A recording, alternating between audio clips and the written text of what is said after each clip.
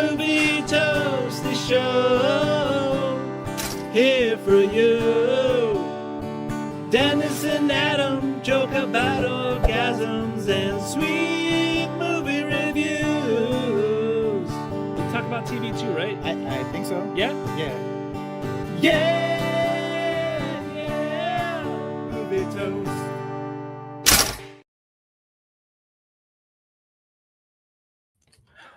What's up, Toasties? Movie Toast Adam here. Welcome to a bonus episode of Movie Toast News and Reviews. Normally, it would be welcome to episode 244, but Dennis isn't here today, and I still wanted to put something out in the meantime. So what I've decided to do is invite a guest toaster to join us today, and it's someone who I know sees as many movies as I see, possibly more. I don't know. So I feel like it could be a fun conversation. We're going to go through our news section. We're going to do some polls, and then instead of doing actual reviews, we're going to talk about our top 10 favorite movies of 2026 thus far. And he'll go, then I'll go. We'll talk about each movie a little bit, and then we're going to go into our 10 anticipated movies of the rest of the year. So with no further delay, let me welcome him here, Max Bellamy. Welcome to the show, man. How you doing? Doing good. How are you doing? Not bad, man. Thank you for joining us tonight. Of course. Yeah. So out of your knowledge, I'm a weirdo who's now kept a chart of how many movies I've seen this year. Do you roughly know how many you've seen in the theater this year?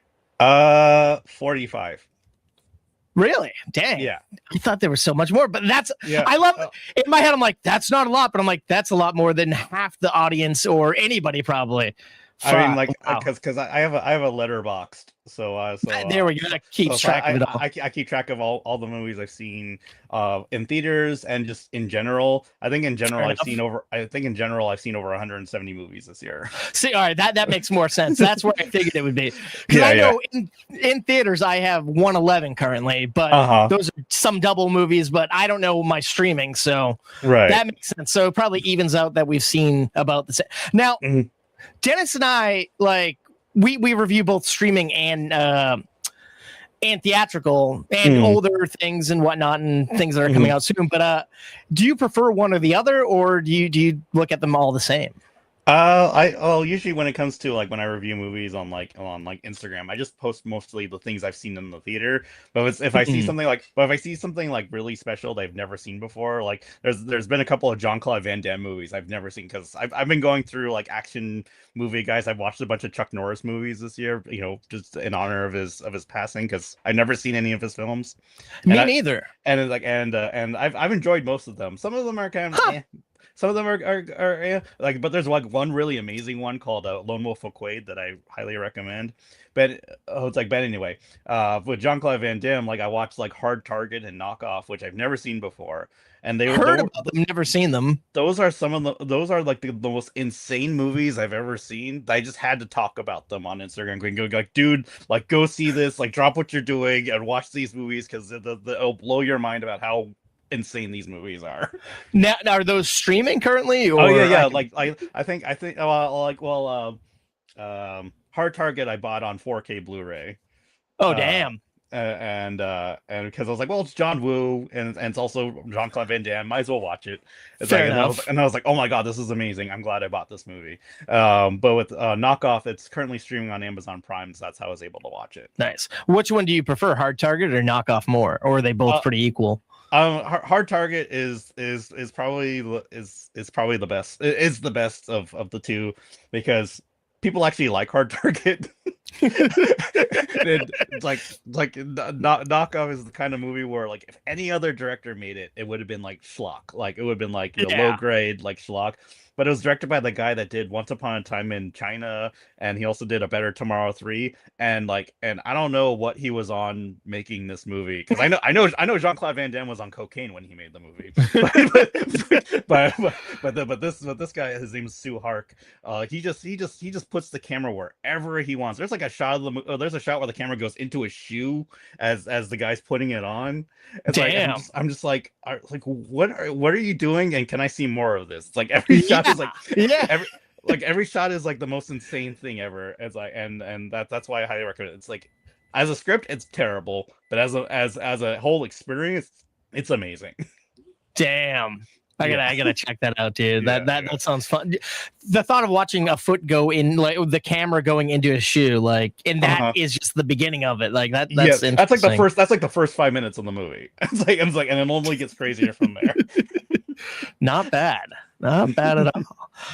Well, all right. I think we'll start off with our news section here. So let me. I normally don't hit these music cues, so I'm doing double duty right now. So okay. Apologies to anybody watching or listening, or to you. So here's our news jingle. Gather round, folks. It's time for the scoop. Tune your ears in. Let's join the loop. All right, so whoa! I did not hit the loop button. Wow. So it's nice like, you it played wants it people twice. to Encore. This is why Dennis needs to be here, because chaos will ensue. Oh boy! All right, so up first we have dun dun dun. Oh my goodness. WB has tapped weapons director Zach Krager and No One Will Save You director Brian Duffield to co-write a feature film based on the creepy internet sensation Siren Head, and Duffield will be directing the film. For those of you unfamiliar with the character, it was created by a Canadian artist named Trevor Henderson back in 2018. It's about a 40-foot tall emancipated humanoid with a pair of metal air raid sirens for a head. Fans loved it so much that they created digital folklore behind it. They made video games involving it, and they created short films and memes all around the spooky specter. Do you know anything about Siren Head? I've only known the picture. It's pretty much like all I've seen is the picture, and then I almost thought to myself, like, is it from something? Is it from the game Siren? Because It might be. But since it's like after the success of things like Backrooms, Yes. studios have been like chomping at the bit to find like the next like internet meme like creepypasta thing to turn into a film, and seeing that, it's like, yeah, that makes sense. But with Zach Krager on board, like, it should be at least pretty good. Yeah, that's what I'm thinking, because it's like it makes me wonder if Hollywood gets the lessons here, because it's like you're getting these newer up and coming people making these things, but it's like, all right, but Krager has proved himself time and time again with his horror movies, and Duffield has made some pretty interesting things. So it's like these two together should be interesting. But these two together also had 20% Rotten Tomatoes. It's like, what happened? It went downhill quick. But I don't know. So I'm kind of intrigued. I'm mixed on Backrooms. I got to re-see it. How'd you feel about Backrooms? Oh, well, we'll get to that when we get to my 2026. Okay, fair enough. I like to hear about that. I keep saying I'm going to go back and see the extra stuff, like the newer edition, but I just haven't made it out to the theater for it yet. So, well, apparently he's going to release that bit on YouTube like in the next couple of weeks. So, yeah. And I'm sort of hoping that the Blu-ray release will have all of his YouTube shorts as bonus features. That would be pretty cool. That would make sense. Like, really get you in the mindset, or maybe make like a box set with like every. Oh man, I'm intrigued. Yeah. All right. So up next, let's see. We got here. All right. Now that Spider-Man Brand New Day is about to hit theaters, director Destin Daniel Cretton has started casting his next movie, aka Naruto. Are you a Naruto guy? I was pre-time skip a big Naruto guy. See, I've never seen any of it, so I'm kind of new to it. So I'm like, I don't know. How do you feel about a movie version? I probably would have been really excited like 15 years ago. But like, it's, I don't know, like I've currently been being burned a lot on live action adaptations of things. It's not like there's only bad ones out there, but there's a lot more mediocre ones than there are like really good ones. And like especially with anime, there's like not a lot of good like live action anime adaptations out there. My bar is Speed Racer. That's it. See, it's funny. It's I like, never saw Speed Racer, and then when they re-released it in IMAX, I was like, oh. "All right, maybe I'll go see it." And then I watched the trailer, and I'm like, "I don't know, man. I'm a big John Goodman guy, but I'm like, I don't know, man. But I feel like is it a fun one? Is it really good? Like, it's adaptation wise, it's like my fourth best favorite movie of all time. Oh fuck! Like, so I made a mistake in like, not seeing it on the big screen a second time. Yeah, because the theaters were always packed for it for the release. And when I saw it, like everyone was like super into it. They're like applauding. They thought it was like the coolest thing ever. And I remember seeing it with my dad. And like my dad like loved the movie back in 2008, and he loves the movie now.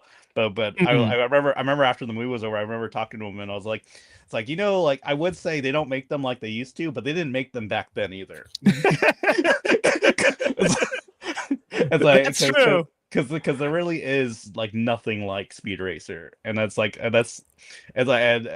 of like cool because it's one of a kind movie, but it sucks that no one took that movie and decided to kind of like try to do their own spin on something like that visual style. Yeah, and it's interesting because that was kind of the Wachowski siblings were still at their peak. Yeah, so it's like the fact that they're like, let's do this. It's like they really used their powers, and it's like.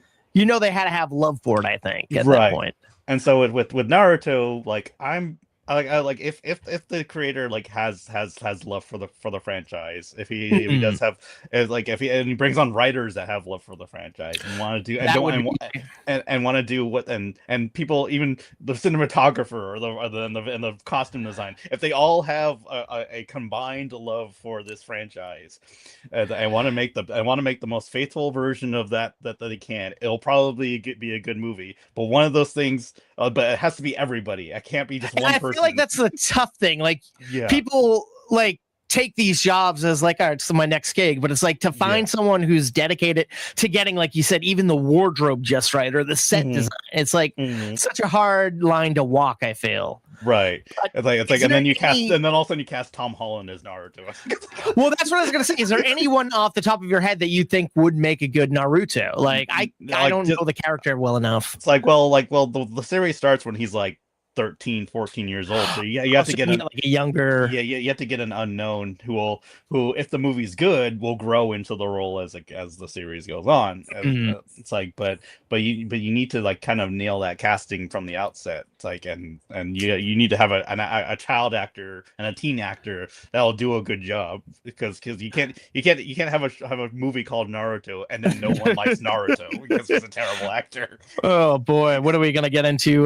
Phantom Menace zone where people start abusing this poor little boy. And I'd feel really bad about that. Because Jake Lloyd did not deserve any of that. No, I thought he did a fine performance. Like, we did what he was asked. Look, if you ask me, like, Phantom Menace is like a top tier Star Wars movie for me. I enjoy Phantom Menace personally. Like that's one of the few movies I could quote by heart while I'm watching it because I've seen it so many times.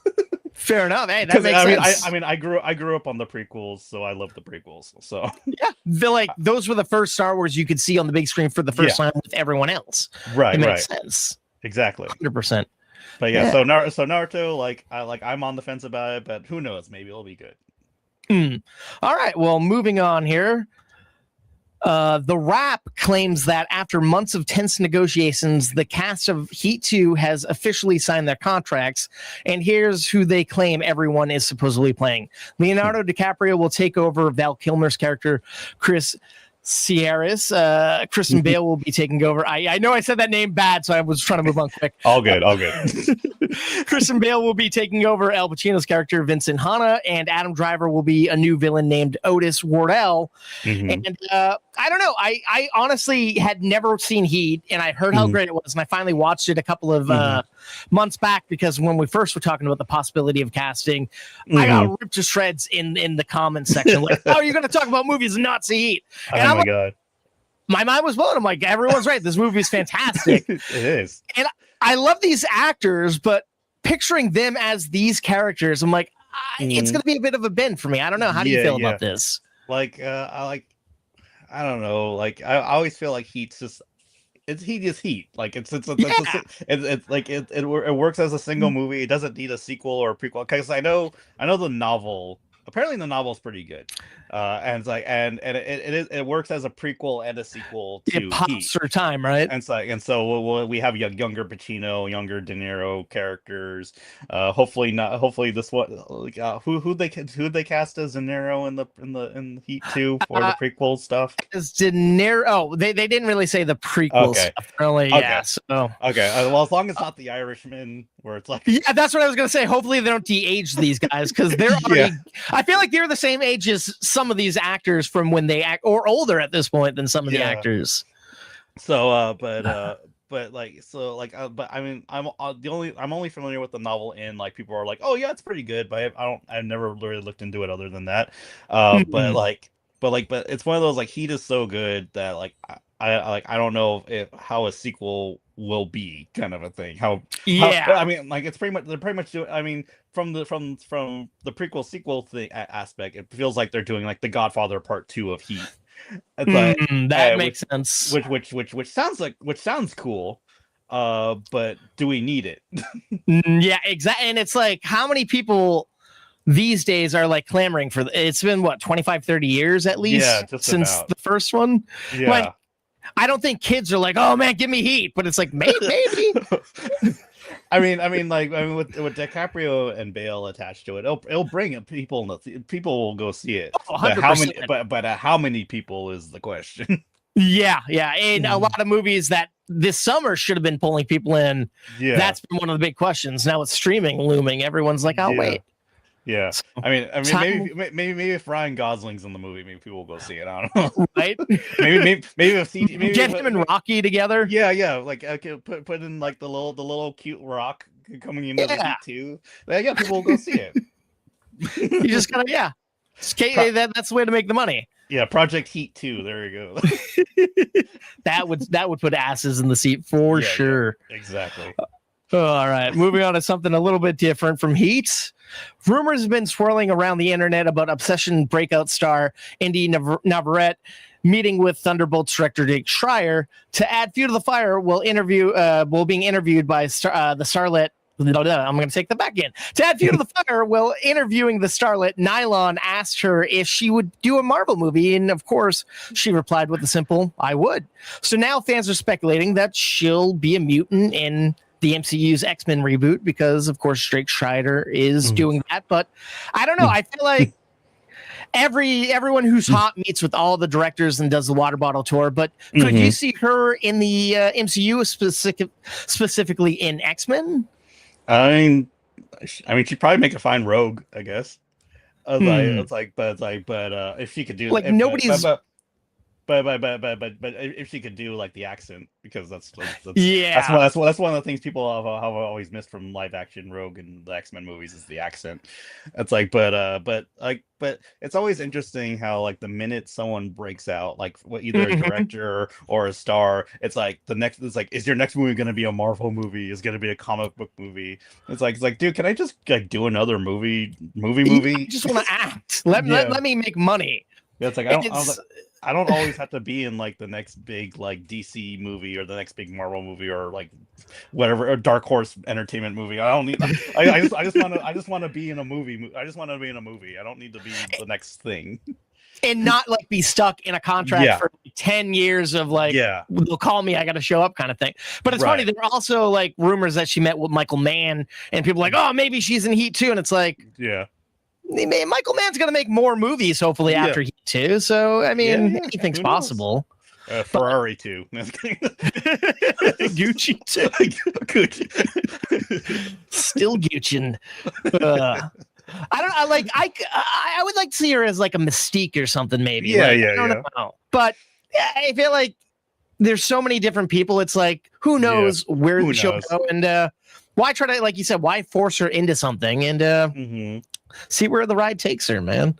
Like, I remember people asking Kane Parsons, "Oh, are you interested in doing a comic book movie afterwards?" He's like, "No, I want to do my own stuff. Leave me alone."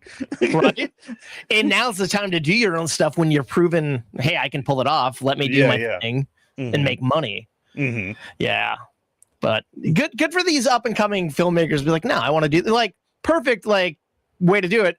fucking not Daniel Craig, Daniel Radcliffe, man, after Harry Potter, he's doing all these wild things and nothing's like the last. Because honestly, he never has to work again in his life because he's still he's just having fun. Of Harry Potter. It's like but he's like, do you want to do anything else? Yeah, I want to be a corpse in a movie for farting the whole time. Yeah, I want to play a guy with guns nailed to his hands for 2 hours. I'm wearing fucking slippers. Yeah, so good on him. Like, I wish I could do that. That'd be fantastic. Yeah.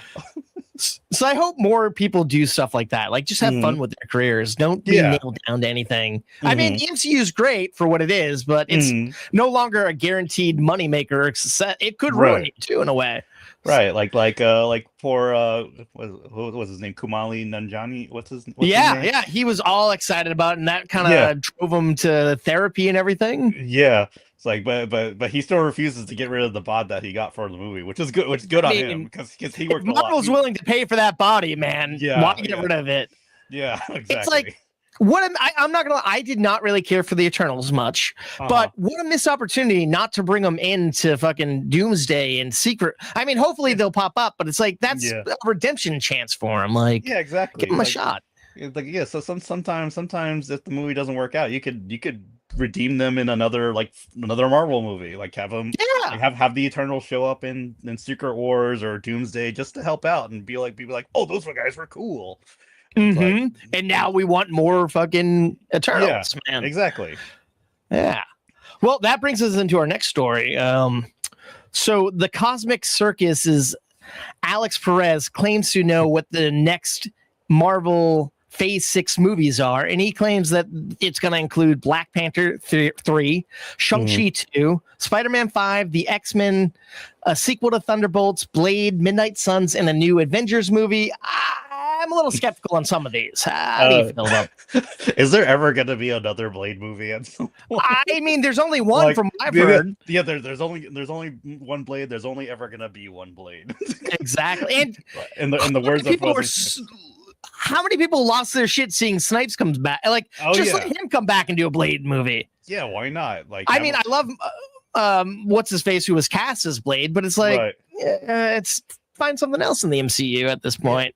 Yeah, like they dangle that carrot in front of them. Yeah, every time people talk about it's like, oh, Blade's gonna be in the next MCU movie. I'm like, are you sure? Like, I've been waiting for Blade to show up since Eternals, honestly. Yeah. Because the sword, right? Yeah, because of the post-credit scene. Like, I was expecting the Blade movie will be about him and Kit Harington going on an adventure, fighting vampires, and then Kit Harington coming into his own with whatever backstory he's got. I'm like, that sounds like a cool movie. That sounds like a cool movie to me. But for some reason, Marvel just doesn't know how to crack that code. It makes no sense that they can crack codes for so many other things that were out there and wild, but not Blade. And the fact that at one point it was going to be a period piece, and the fact that they pulled the wardrobe from that for Sinners, it's like, what a missed opportunity. Right. Like, I mean, Thunderbolts too, like, I'll watch that. I love Thunderbolts. Sure. I enjoyed the hell out of Thunderbolts. It's like, and my worry with the Thunderbolts coming into Doomsday was like, oh, they're going to be like the cannon fodder team to get killed off in the movie. But so with if the rumor is like, oh no, they're going to be fine, and we're going to bring them back for Thunderbolts too. I'm like, okay, cool. I want to see more of these guys. Yeah. It's like just hit their stride. Right. And then Shang-Chi 2, I enjoyed the first movie, so like I'll watch that one. But honestly, I feel like if Dustin Daniel Crichton is busy doing Naruto, it's like, are we going to give it to someone else? I'd love to see him come back and do it, but I guess give another filmmaker a shot, maybe. They should get the guy that did The Furious to make. Dude, that would be so badass. First second R-rated movie in the MCU, and just gory as hell. Yeah, that's the movie I want to see. I want to see Shang-Chi 2 from the director of The Furious. Simu and Aquafina just destroying fucking. Yes, exactly. Oh man. Yeah, I want to see Aquafina crush some heads. That'd be great. That'd be badass. Yeah, that'd be badass. And I'm not gonna lie, I was happy with how they kind of were able to do Wakanda Forever, but I felt like the movie kind of floundered a little bit by forcing in Ironheart and Namor, and it just felt like there was too much happening. Right. What do you see them doing with the third? I have no idea. Like I am like split down the middle on how they handled Wakanda Forever. Like Hmm. like uh I could go like for hours talking about my issues with Wakanda Forever. It's like because I remember telling like friends like it felt more like a funeral than a movie. Yeah, yeah, especially the first act of the movie. Yeah, And then it just and devours through the rest. yeah, like it's one of those like I get their headspace. I got their headspace going into making the movie. I got Mhm. the intention of going into of what they were doing when going to the movie. Like that's not the issue for me. I think the issue is like it doesn't make for an entertaining movie. True. It's like and I also didn't like how they incorporated like Chadwick's illness into the film. Yeah, that's a It's little like and rough. like if you want to go to if you want to go with like Black Panther dies, I'm like okay cool, and we gotta get a new one. Like that's cool, but I wish they had him just go out like a hero. Yeah, Like that's like the like like perfect way like to do it. like for the first act, there's an attack.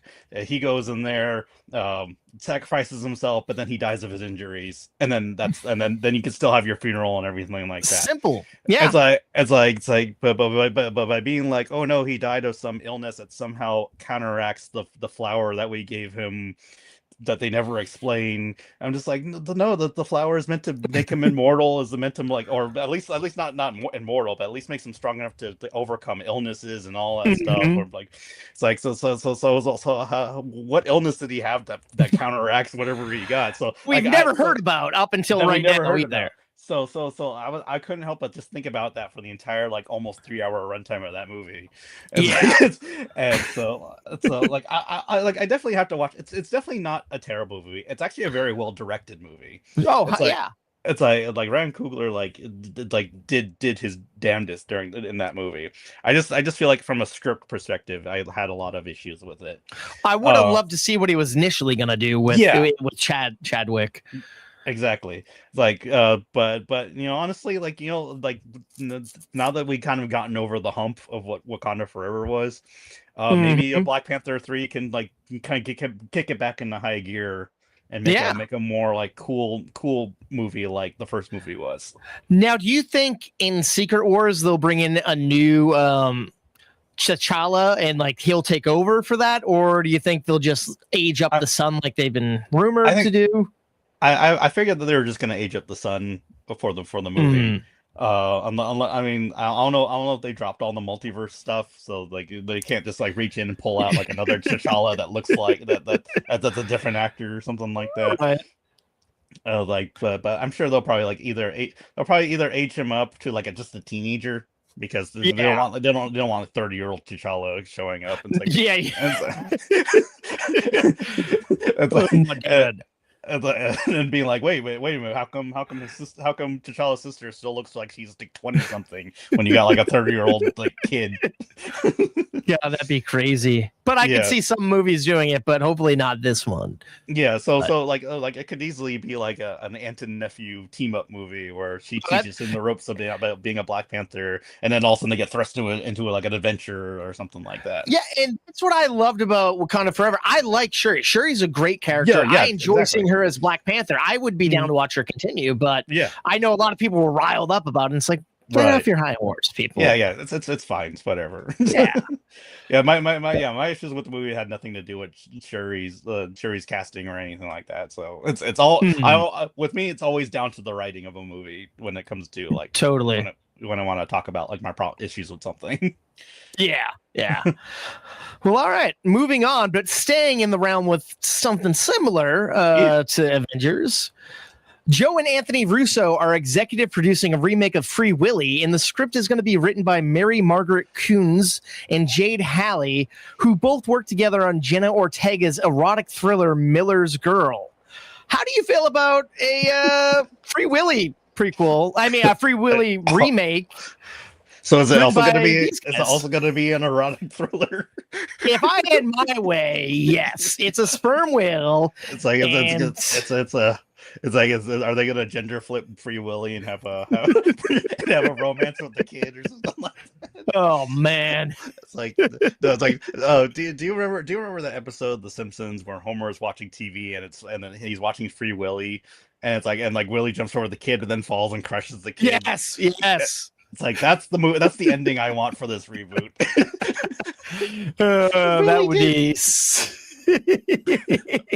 Willie didn't make it, and the kid's dead. Yeah, Willie didn't make it, and he crushed our boy. Oh, what a mess! Oh, that'd be fantastic. Matt Groening should do the rewrites on this. Exactly. So, but yeah, I don't know. Like, I feel like are we really scraping the bottom of the barrel that much to want to make a reboot of Free Willy? Like, it's a great movie, but yeah, you can still go back and watch that movie. It's not changing much. Like, it's in the 90s, but come on. Mm-hmm. It was like, well, it's going to be the same movie, but with smartphones this time. Yeah. Like the kid's gonna pull out a smartphone and like show Willie being like, tortured or whatnot, and then show it online. And everyone's gonna be like, "Oh my God, Free Willy!" It's like it's like we lived through that a couple of years ago, folks. We don't need to relive that. It's gonna be Free Willy for the Gen Alpha age, kind of. Oh man, the 6-7 age. And it's shot vertically, yeah, so you have to watch it on the phone. Yeah, like the first movie ever shot for Instagram. Like it's a 3-hour movie broken up into 10-minute segments, and people are gonna lose their shit because they love it so much. Exactly. Like, I don't understand the Russo brothers doing it. I don't understand these writers doing it, but I'm gonna see it when it comes out. But I don't know. It's funny, like whenever like the Russo brothers make a Marvel movie, it's good. It's good. Anything good. else? It's good to amazing. But whenever they make on a movie that's not that, something goes wrong, and I have no idea what it is. Even though they have the same people working on it, like they had the same people working on The Gray Man. They had the same people such letdown. They had the same people working on The Electric State. Yeah, and both of those movies are aggressively mid movies. It's like despite potential too. Despite costing $250 million a piece, somehow not like looking it. Yeah, and it's like they knew they had to come back to Marvel. I feel like to get in the good graces of people again. And now they're like, "All right, we did it. Let's do Free Willy." Yeah, you couldn't. This is what we were born to do. You can live with your own failure. Where'd that bring you back to me, Marvel? Oh man, yeah, rough times. Yeah, rough times. All right, this next one's a little bit different from Free Willy, but still a nostalgia grab. Well, talking to Josh Horowitz over on Happy Sad Confused, Danny McBride announced a few things about his G.I. Joe script. First, he claims Paramount was happy with the script. They hope that they're going to film it by next year. It's not going to be a comedy. It's going to be a suspense action thriller. It'll be set in the town of Springfield, where everyone in town is secretly a member of Cobra, and some interesting people are lined up to be in it. How do you feel about this? Do you believe all that? It's a Simpsons crossover. G.I. Joe joins up with the Simpsons to fight Cobra. I wish they go to Evergreen Terrace. Yeah. It's like we know the best soldiers around. They live on Evergreen's Terrace, and it's the Flanders. Yeah, Flanders is secretly Cobra Commander this entire time. He just rips off his face, and there's the mask. What a badass that would be! That would be badass. I think we've like, I love G.I. Joe, and I found the first movie really fun. I found the second movie was pretty fun too. But I was mixed on the first. I liked the second, and I really enjoyed Snake Eyes. I don't know. Oh, I hated Snake Eyes. I was in a very small minority on this one. I'll give you that. And it's perfectly fine. It's like, I'm not gonna be like, fuck, that's no. I get it. It's like, but like it felt like a movie that was for me, but also not at the same time. Or it should have been for me, but then watching it, I was like, this is not for me. It's like, you've heard of that Surf Dracula meme?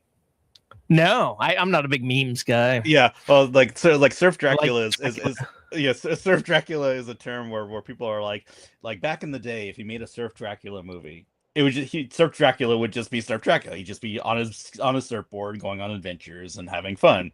If he made Surf Dracula today, it would be like 10 seasons before he actually gets on that board. That makes that's very accurate. It's like, and then Snake Eyes is Surf Dracula, where it takes him like 2 hours before he gets in the suit, and it's the end of the movie. He doesn't get into it like for the climax. He doesn't get into it like halfway through the movie. He gets into it in the last 5 seconds of the movie. Yeah. And it's all over the marketing, it's all over the posters that are like, yeah, he's gonna get into the suit, it's gonna be amazing. It's like, oh, now it's credits. It's like I'm like, I don't want to see that all that backstory. I wanted to see him get into the suit and kick everyone's ass, and I didn't get that. And I was like, I like, I know the movie has its fans. It's like, but I wasn't one of them, unfortunately. Fair enough. But with this one, Danny Wright is a very interesting. Is a very interesting person, like because I always think about him in This Is the End or Eastbound and Down, just doing like these crazy comedies. It's like, but he did the Halloween reboot trilogy. Yeah, it's like and now he's doing G.I. Joe, and also he did a surprisingly good performance in Alien Covenant. That's very true. Yeah, surprisingly. Yeah, it's like, and so I'm like, okay, he's not just like, the stoner guy that like says the swear words all the time, and so he's actually a very talented actor, writer, director, and all that stuff.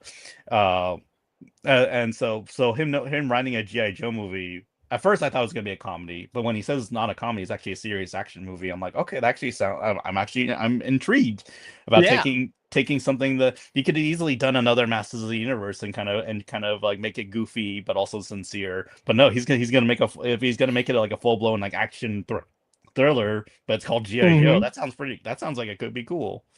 Yeah, and the fact that it takes place in a town where everyone is secretly Cobra, that's intriguing to me.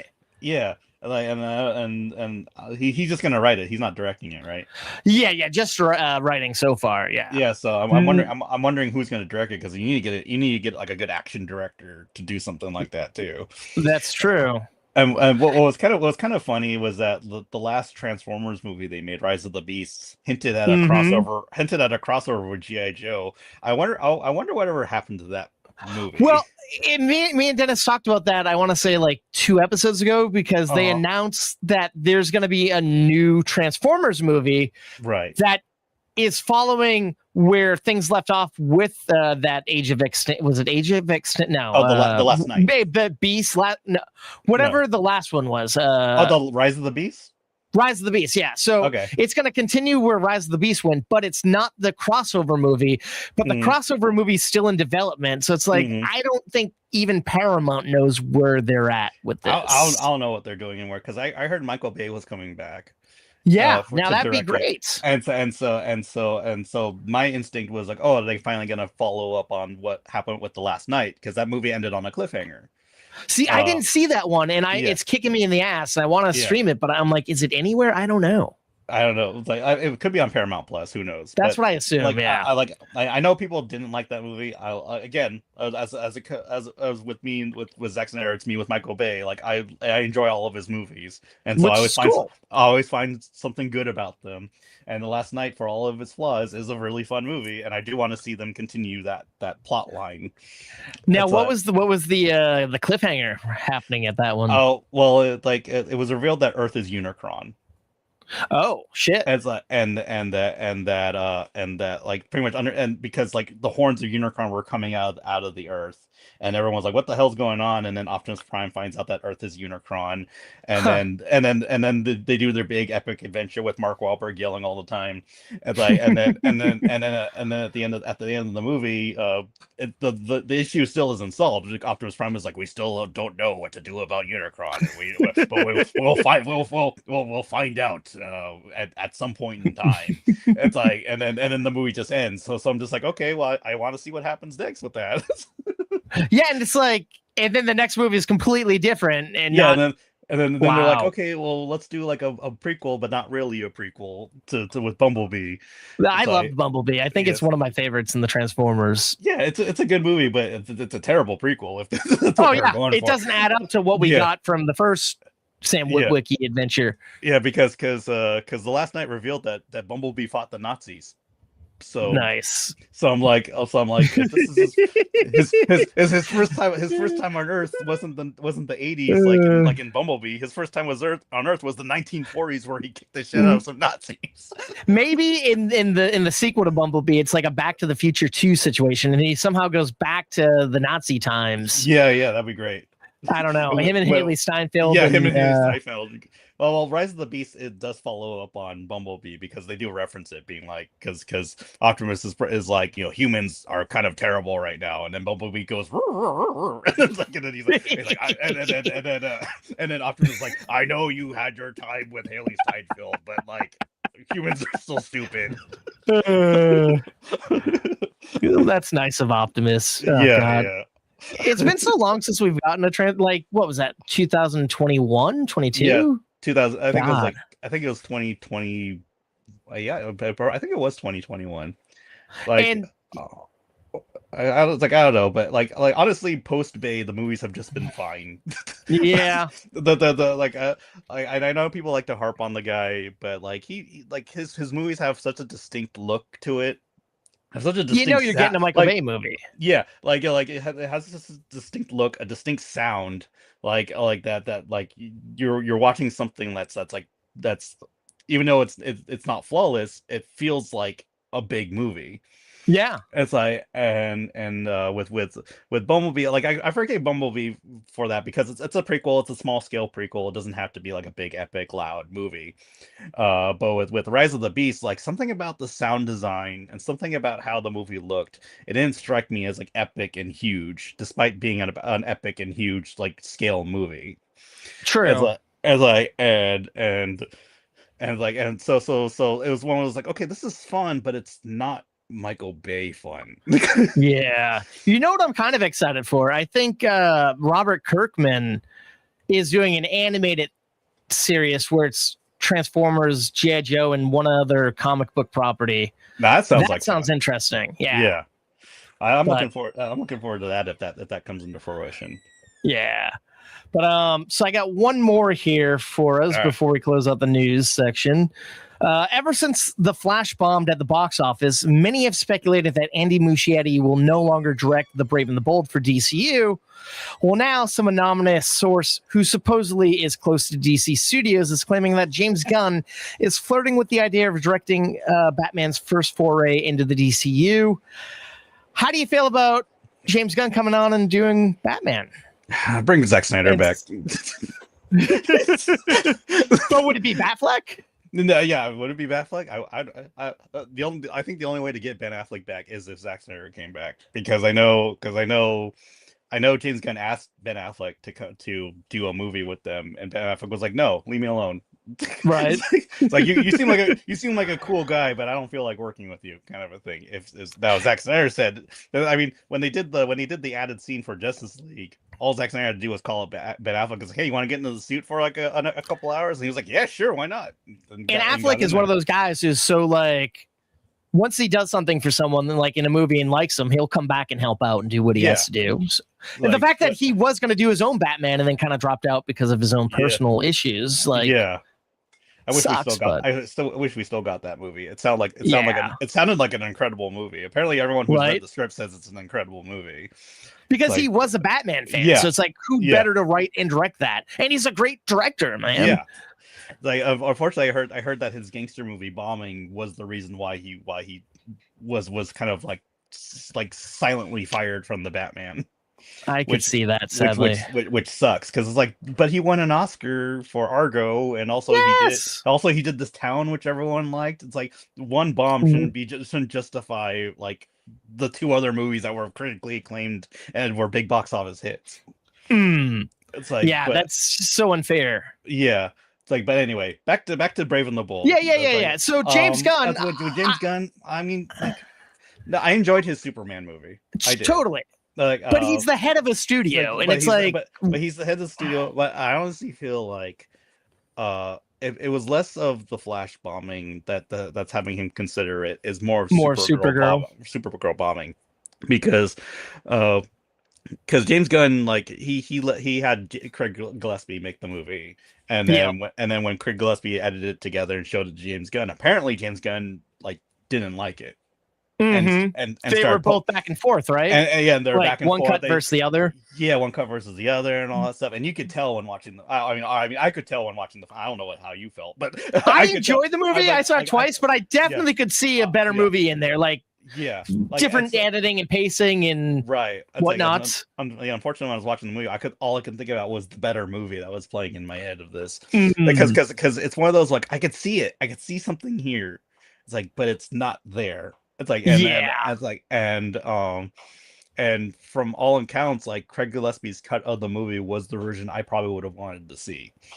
Because like, one of my issues with that movie was like, why'd they include the Krypton thing wedged into the middle of the movie? It should have been it should have been the start of the movie, and in Craig Gillespie's cut of the movie, that was the start of the movie. And I'm like, opposed to the middle of the movie. Yeah, it's like, what? And so I'm like, that's automatically sounds like the better movie to me. It's like, and also I didn't like any of the needle drops during that movie. I liked one because I'm a fan of the band, and I just saw them before I saw the movie. I'm like, oh, cool. But wait, which one was that? The one in the bar. It's like a girl band. Oh yeah, I think that's. But I mean, I get it. It felt like too much. Like they were going for like a Guardians kind of jam. Yeah, that's like, because like one of my issues with it is like the tone is very serious in Supergirl. It's like, and it deals with very serious themes, and I felt like putting in like rock music offset a lot of the tone of it, like because there's that scene where she's fighting with Lobo, or she and Lobo are fighting like these goons, and there's like a rockin' soundtrack playing, and then the moment it ends, you see a family getting brutally murdered by the villain. Yeah, and it's like, and I'm like, that's like if in Batman v Superman, Clark flies down to Congress, and as Bad Reputation plays. It's like, and the moment it ends, the guy in the wheelchair explodes. Oh, that'd be. I mean, I would laugh. I'd enjoy it, but yeah, that'd be out of place. But I mean, I think that goes with. I don't know if you heard, but I believe they went through 3 composers or 3 music. It's like, that is a bad sign right there. You never hear that happening. Yeah, like, and one of the composers was the composer for Justice League and Batman v Superman, and he was like literally on great music. Yeah, and he was literally on Supergirl for like a couple of weeks before he was like, I'm out. This is weird. Yeah. Like, it works in a movie like Guardians of the Galaxy. I mean, it kind of even worked with that weird punk rock spirit that Superman had. Yeah. But with a movie about trafficking young girls into sex slavery, I don't want to hear all these upbeat and like children and dogs being in harm's way. It's like, no, fuck. Well, what's funny is like the guy that did that, the Junkie XL, who did Batman v Superman and all that stuff, he did Mad Max Fury Road. And if the pitch that Craig Gillespie said for Supergirl is like, I want to make Mad Max Fury Road but with Supergirl, you should have gotten the guy that did Mad Max Fury Road to do the music for Supergirl. Makes sense. And also, that sounds like an amazing premise, but I wish that they kind of like went more on that kind of log line. Yeah, but I don't know. I'm sorry. I like Muschietti. Yeah. No, it's good. I keep going off track on just James Gunn. No, but that's good. That's good. But it's like, but that helps. Yeah, it's like, but like if he's directing it, if it's just him directing it, like, I'll know it's a James Gunn movie, and like, it'll probably be pretty fun. It's like, but do we want? But I'm questioning. Do you want fun out of Batman? But it's like him being a dad, so it's like, yes. But he's a little more brooding than Superman. But it's like, it's a weird line. I'm wondering. I don't know. Right. And it's weird because like James Gunn can do like a serious movie. Like Guardians of the Galaxy 3 is a very serious. Was a very serious movie, and he did a great job with that movie. I wish he would do so much in that movie. Yeah, I know. It's like so I wish he would do something akin to that again. Like take something that sounds like it's supposed to be goofy, but then make you cry your eyes out. It's like that's true. It's like we're gonna have Bruce Wayne being a dad. This is crazy fun stuff, but it ends up being like a touching like family adventure action movie kind of a thing I'd like about that. fatherhood and all that stuff. If he does that, it's like that should be cool. But I don't want to see like like Batman fighting people to the tune of like spooky scary skeletons or something like that. Oingo Boingo's doing the soundtrack. Yeah, with Oingo Boingo.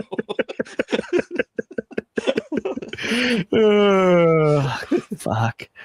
But And when do you think we're gonna get Brave and the Bold? Like, do you think that they're gonna merge in? Do you think Pattinson will be the DCU Batman, or do you think they're gonna stay firm to not connecting the universe? They're probably gonna stay firm because everyone is stubborn. Yeah. And also like I think Pattinson's like which is weird to say, Pattinson's too young to have like a 10-year-old kid. That's true. And like in the Batman universe anyway. He probably has a 10-year-old kid now, but I don't know. Now that we're talking about Pattinson, he's another one who did like Twilight and made good money and is now doing what he feels like is right in some zany movies. Like he's one of those people. I love that about him. Yeah, no, I love Robert Pattinson. He's great. Yeah. But anything else before we close out this Batman talk that you can think of? I know I cut you off a few times. I apologize. Oh no, I didn't feel like I was being cut off at all. It's all okay, good. cool. No, it's like it's one of those. It could be good. We'll just have to wait and see. True. I would like to see Muschietti make the movie though. 100%. Like I feel like he got a bad rep over like The Flash, and I feel like it's not all his fault. Like no, like the CG, the controversy with the star. Yeah, like I think I think the problems with the movies didn't. I feel like it never went back to the director, because I think Andy's a very talented guy. And the movie it's not a terrible movie. It's actually a pretty fun movie, but it also felt like it was meddled with a lot. Like most DC movies nowadays, or at least most comic book movies nowadays, they feel like there's fingers in the pie. There's too many fingers in the pie, and it caused like the vision to be like kind of messed with. You think after the Snyder cut, like everyone would be like, oh, we need to make sure that the director's vision is true to, but then after that, even though everyone was like, yeah, this is a I guess a rallying cry for the director's visions, and instead of listening to that, they're like, no, let's keep messing with the movie. That's sadly true. Yeah. And I mean, Gunn's contract is technically up next year, I think. Right. If the Paramount merger goes through, do you think he'd stay, or do you think he'd leave? I want to be very dark and say like he wants to stay, but they won't let him. I could see that. Yeah. Because and it's also very ironic that the second movie in a DC universe causes so much like blowback. Yeah. If I had a nickel, I would have 2 nickels, which is not much, but it's weird that it happened twice. I'm on pins and needles to see how Clayface plays out. The trailer looks good. People are loving the trailer, but it's like, people are loving the trailer. Is that gonna get butts in the seats? It's like apparently the test screens are good, but then they apparently said the test screens for Supergirl are good. So who knows? Yeah. It's like a good test screen score may just mean 50% on Rotten Tomatoes. Who knows? Makes a third of its production budget, and that's it for the whole run. Yeah. Oh, I mean that movie apparently cost $40 million to make, which hopefully means it's a very low risk movie. Yeah. And horror is like a big thing this year in the past couple of years. So and it's I mean Flanagan wrote it. Yeah. And I like the director. He did those Speak No Evil, both the American and the original. So it's like, could be fun. Could be fun. Could be a good spooky time. Hell yeah! No Boingo in that one, I bet. or it could be Joker 2. Who knows? That's true. It's true. It's secretly a musical. Clayface sings about stuff. And then gets shanked in prison. The end. And it's not real. That Shanker is the real Joker that we all love now. The Shanker is the real Clayface. Man. And he sits next to the Schenker from Joker 2. They're like buddies. They do the Bane and Deathstroke movie. They transform into I don't know. Who knows? Hollywood's crazy. They'll do it all. Yeah. Well, speaking of doing it all, we're about done with the news here for this episode, but we're going to jump into a little section Dennis and I like to call polls. Ooh, well. I got to hit that old sound here.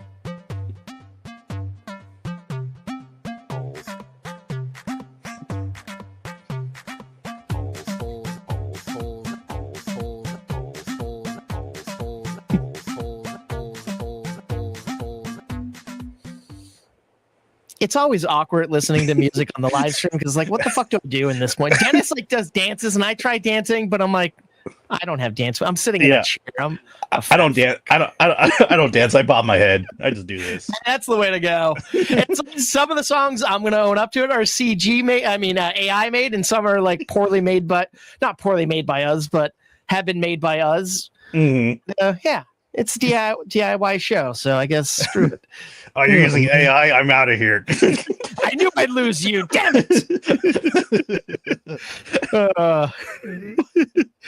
All right. So for our first poll, the other day I was wondering what my favorite sequel is, and it was pretty damn hard to figure out. So I wanted to know, out of The Empire Strikes Back, Aliens, Terminator 2, Judgment Day, and The Dark Knight, what our fans' favorite sequel was. And those aren't my favorite sequels, but those are some of the bigger ones. Where do you land on that?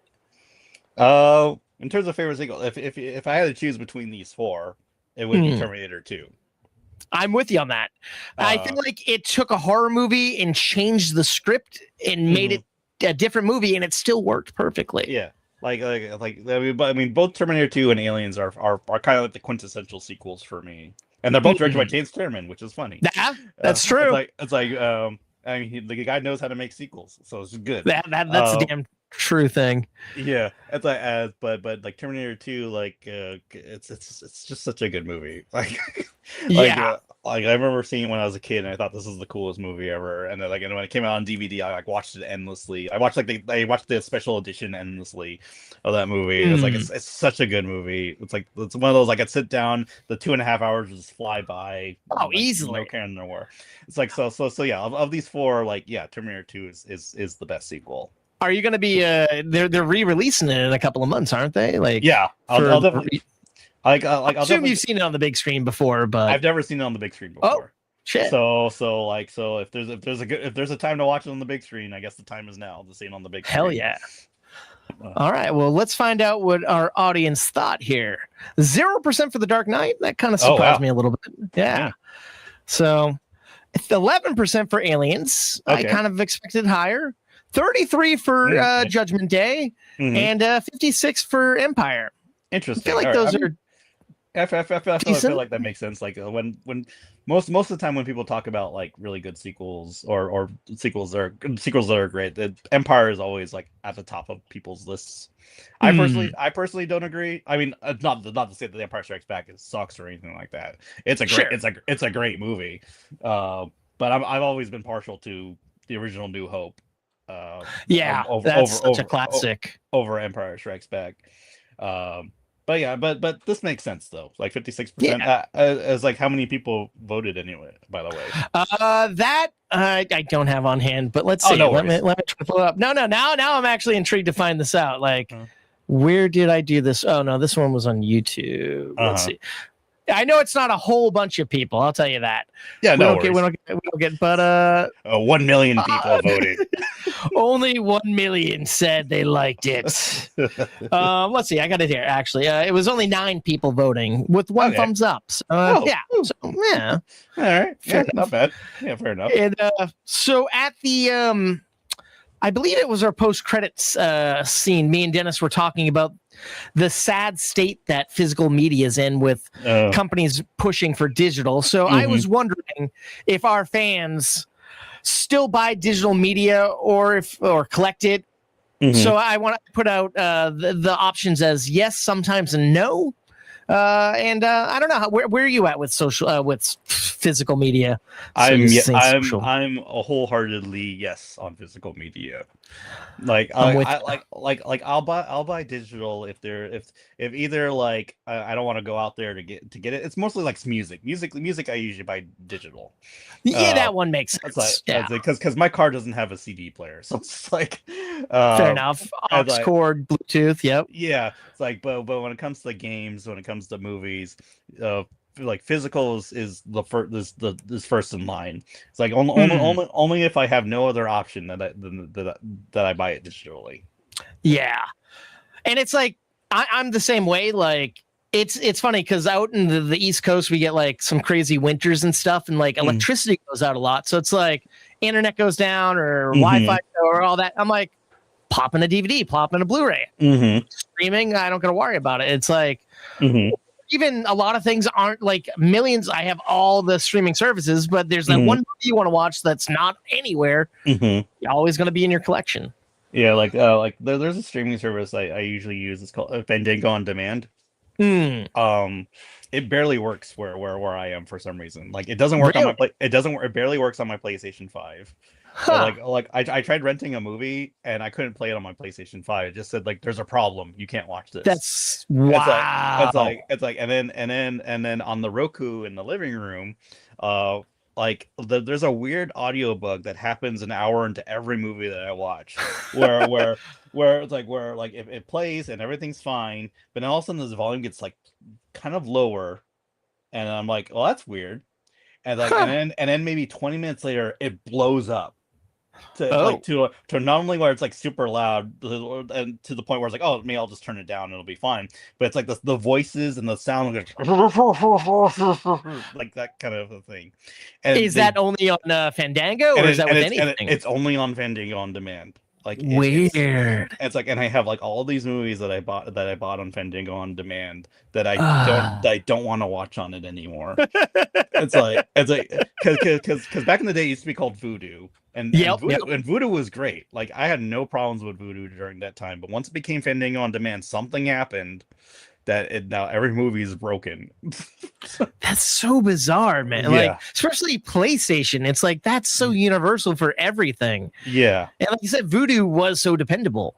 Yeah, and it's like Fandango's a bigger name, so you figured they'd have the same bandwidth or server to keep it running smoothly. But yeah, it's like so movies that I paid like $20 for, $25 for, I don't want to watch them on there now, and I feel like I wasted my money, kind of a thing. Sorry. No, go ahead.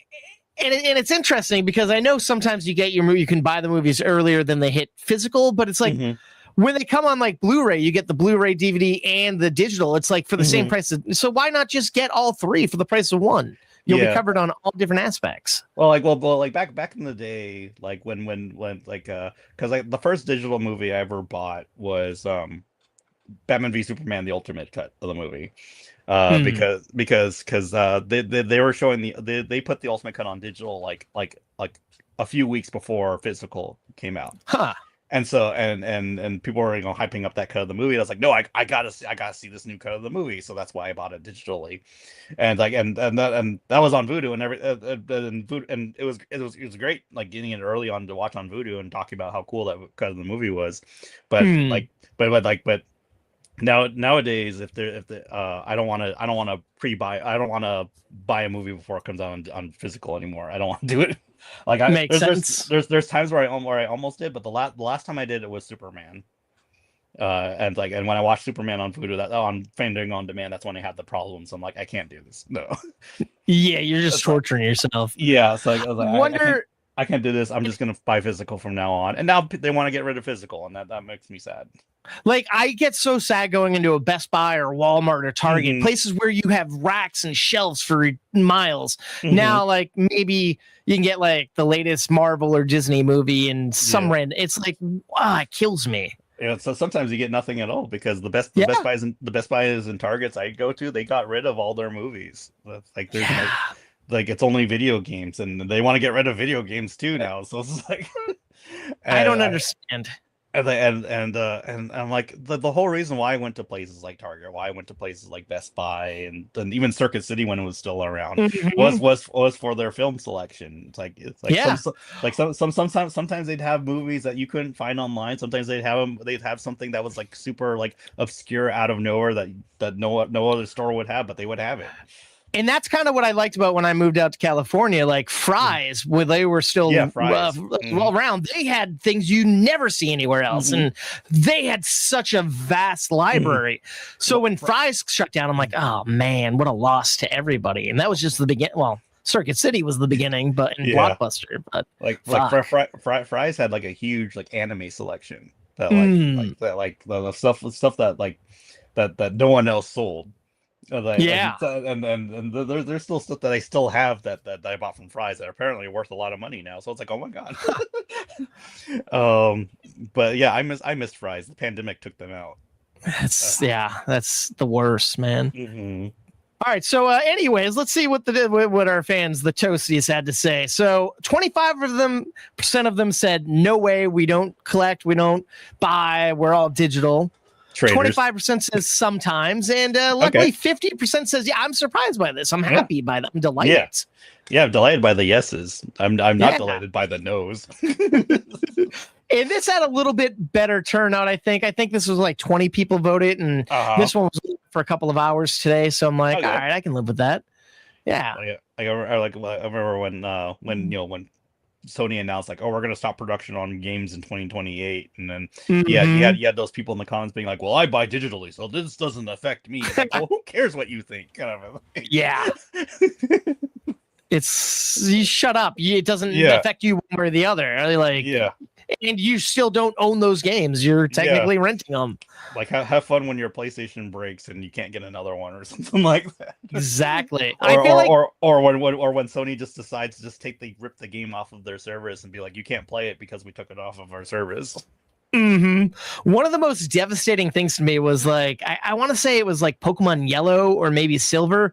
I was almost at the Elite Four. I loved my Pokemon and everything, and something just glitched in the game, and like Nintendo luckily sent me a new one kind of to where I was, but it wasn't my roster of characters, and I'm just like, I don't even want to play this anymore. Like, Right, so, exactly. So I'm like, I can only imagine someone playing like a huge epic game on fucking PlayStation or Xbox, and then that happening, and like hours of their life's just gone. Well, what's interesting is like there's this one gotcha game I used to play a lot called Genshin Impact, and I started on my PlayStation 4, and then I moved over to my PlayStation 5 to play more of it. But on my PlayStation 4, like after a few updates, it became unplayable. Like you like if you turned it on, it's like because I thought to myself, because like I was like, okay, I'm not that far into Genshin Impact where it got to the point where after a certain update they're like, oh, you can't progress anymore unless you play it on PlayStation 5. So let me just start up my PlayStation 4, maybe get some pop some trophies that I got on my PlayStation 5 because it's the same account. It's like, and they're like, oh, after this update, you can't play this on PlayStation 4 anymore, like at all. If you want to play it, if you want to play more of it, you have to play the PlayStation 5 version. That's ridiculous that you started on there and they plucked it away from that. Yeah. That's It's like, so imagine like downloading like 100 GB video game that you cannot play. Oh man. It's like, and I'm just like, why though? I was like, why not just at least just make it playable up to a certain point? Stop the DLC or the extra or patching it. Just let me still play it. Yeah. It's like, so Wow. I feel like an all digital feature is sort of heading to that, almost heading to something akin to that, where they're just be like, oh, you can't play this anymore because of some arbitrary reason. Yeah. I mean, with something like Genshin, something like Zenless Zone Zero, which I still play, like I get it, because like those are only digital games. They're live service games that evolve like all the time. But like imagine like playing like a Call of Duty game that you buy in the store, and you're playing like a map, and then all of a sudden like the PlayStation 6 comes out, and like Call of Duty Black Ops 46 comes out, or a new update to Black Ops 46 comes out that you were playing on your PlayStation 5, the update renders the PlayStation 5 version unplayable, and you have to buy the PlayStation 6 version in order to continue playing it. It's like, but I already paid like $200 for the Ultra Gigabyte holy shit package, kind of a thing. Sorry, spend it again. Sorry, you have to pay for it again. There's no free upgrade. You're out of luck. Yeah, it's scary where everything's going, dude, and like, especially like someone like us, like who love like.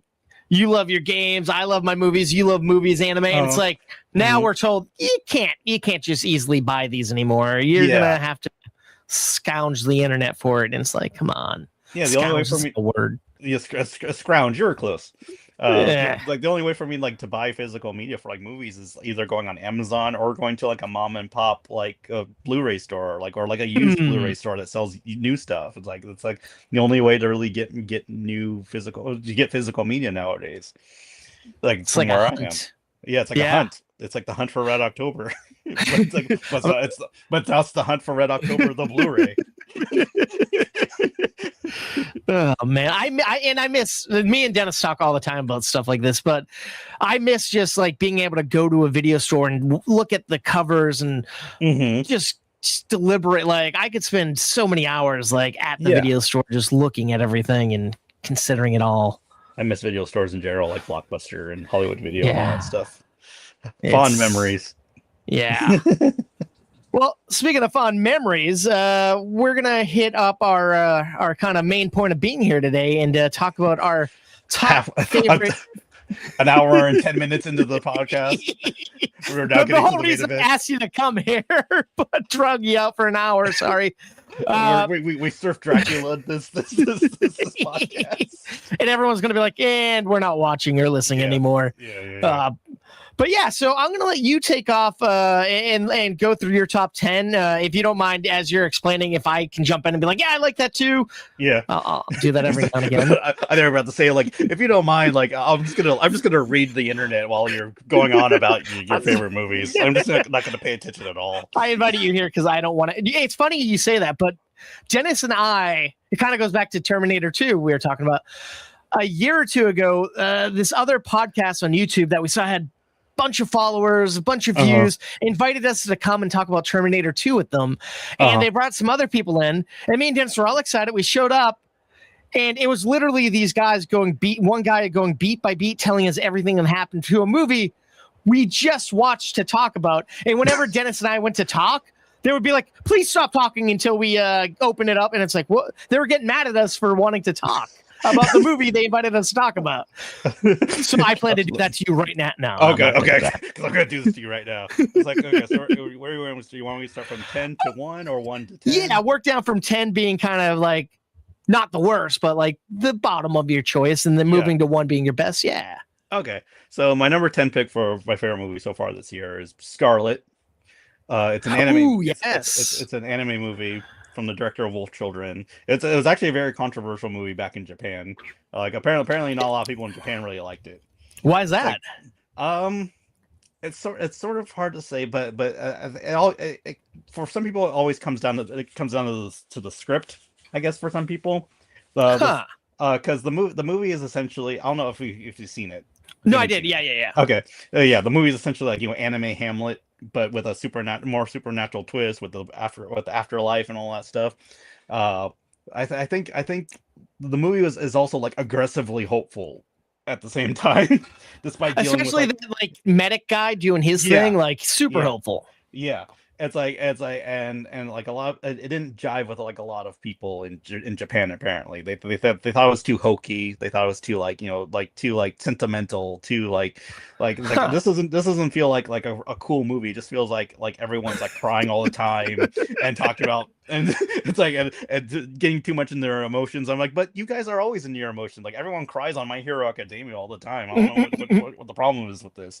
It's like, but like I personally was captivated by the movie throughout the entire thing. Like I saw it on IMAX and I was like, this is like this is like the coolest thing ever. It was beautiful as hell, dude. I love that the real world stuff was like 2D animated and then all the afterlife stuff was 3D animated. I thought that was a cool choice. I thought the music was really good. It's like, and so I also really like the musical number that was all inserted halfway through the movie. See, that was a It's little weird to me, but yeah, I'm like, it was, I it was, get it was it, but like it was like when it first happened, it was kind of weird, but then I got what they were going with it, and it's like, and then I was like, oh, this is great. It's like, and like, so yeah, I love Scarlet. It's a very underrated movie. It's also like a very great movie at the same time. it's weird. Can I ask when, like, because I feel like I saw it back in November or December in IMAX, but then I went to the theater at some point earlier in the year and I saw that it was being released again. Like, Yeah, like I saw, yeah, it came out in like March or something March or April where I was. okay, because I'm wondering if they dropped it as like something for consideration for awards, maybe, and that's why I don't know. Like I mean, I think it was like. I think it was maybe like released. I think it was released in Japan first, of course, and then I think they did like a really quick screening run of it in early late 2025, but then officially released it in 2026.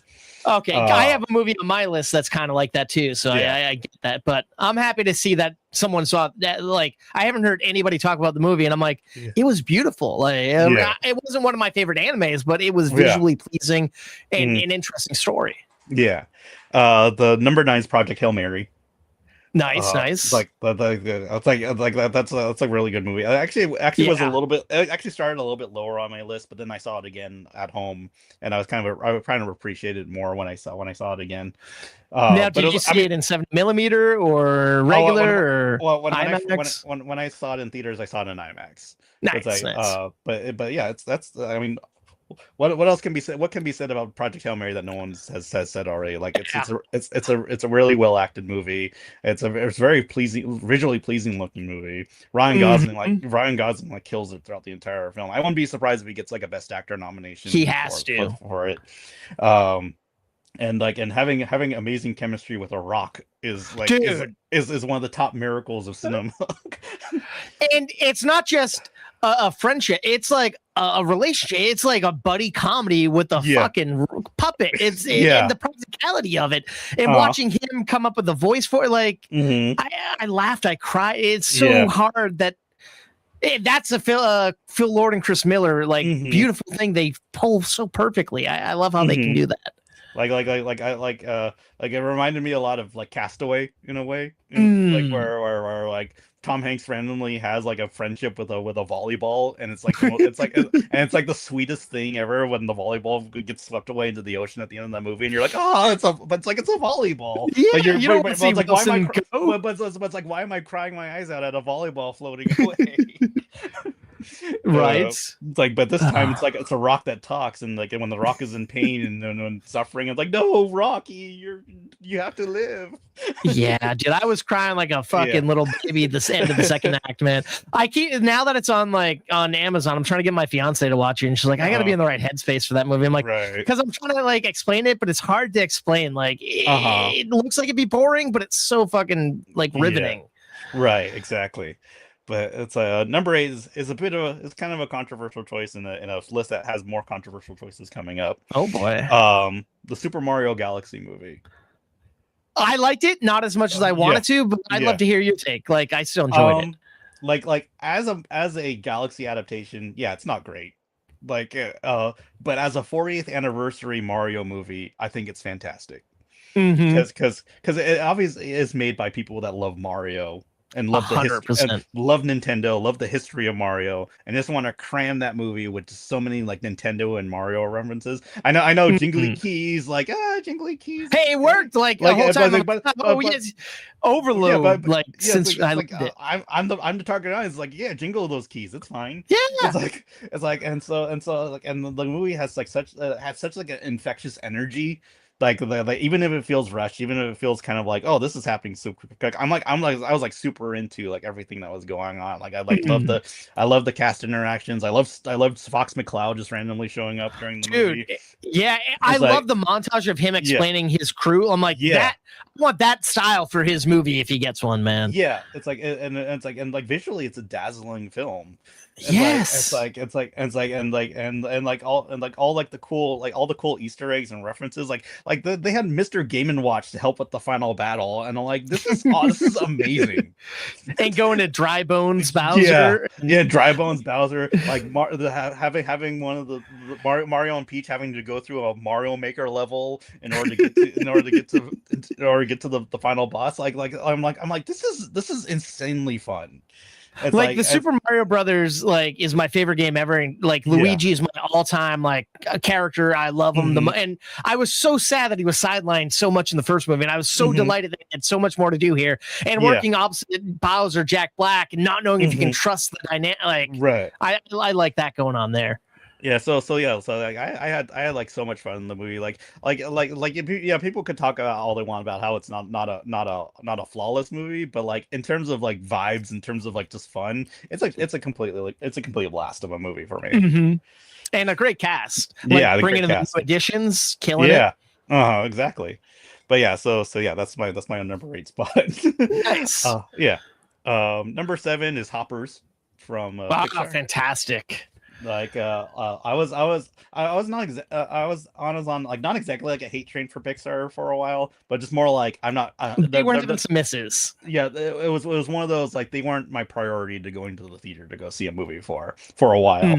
Like I didn't see Toy Story 4 like until like this year. Oh wow! To prep for 5 or to prep for 5. That's like and then. I never saw Elemental until this year either. Oh, I loved Elemental. I was surprised by it. Elemental's great.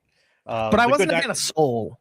Yeah, or Good Dinosaur, sadly. I haven't seen Soul, but I didn't like The Good Dinosaur. I mean, The Good Dinosaur was like fine, like middle of the road. And I was also very disappointed in Turning Red. I wanted to love Turning Red so much. I'm like, to love it. I always keep saying I'm gonna rewatch it, but I haven't.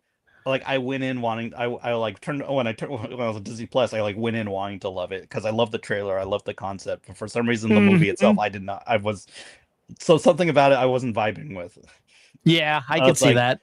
It's like but I haven't seen Soul. There's another movie that they made, Inside Out 2, I haven't seen because that feels like that feels like a crying movie, and I'm not. It is, but it's delightful, and I think that's the issue. I feel like they're kind of just sequelizing so much stuff opposed to taking chances. Like even I feel like Toy Story 5 kind of felt like Inside Out 2 in a way to me. I don't know.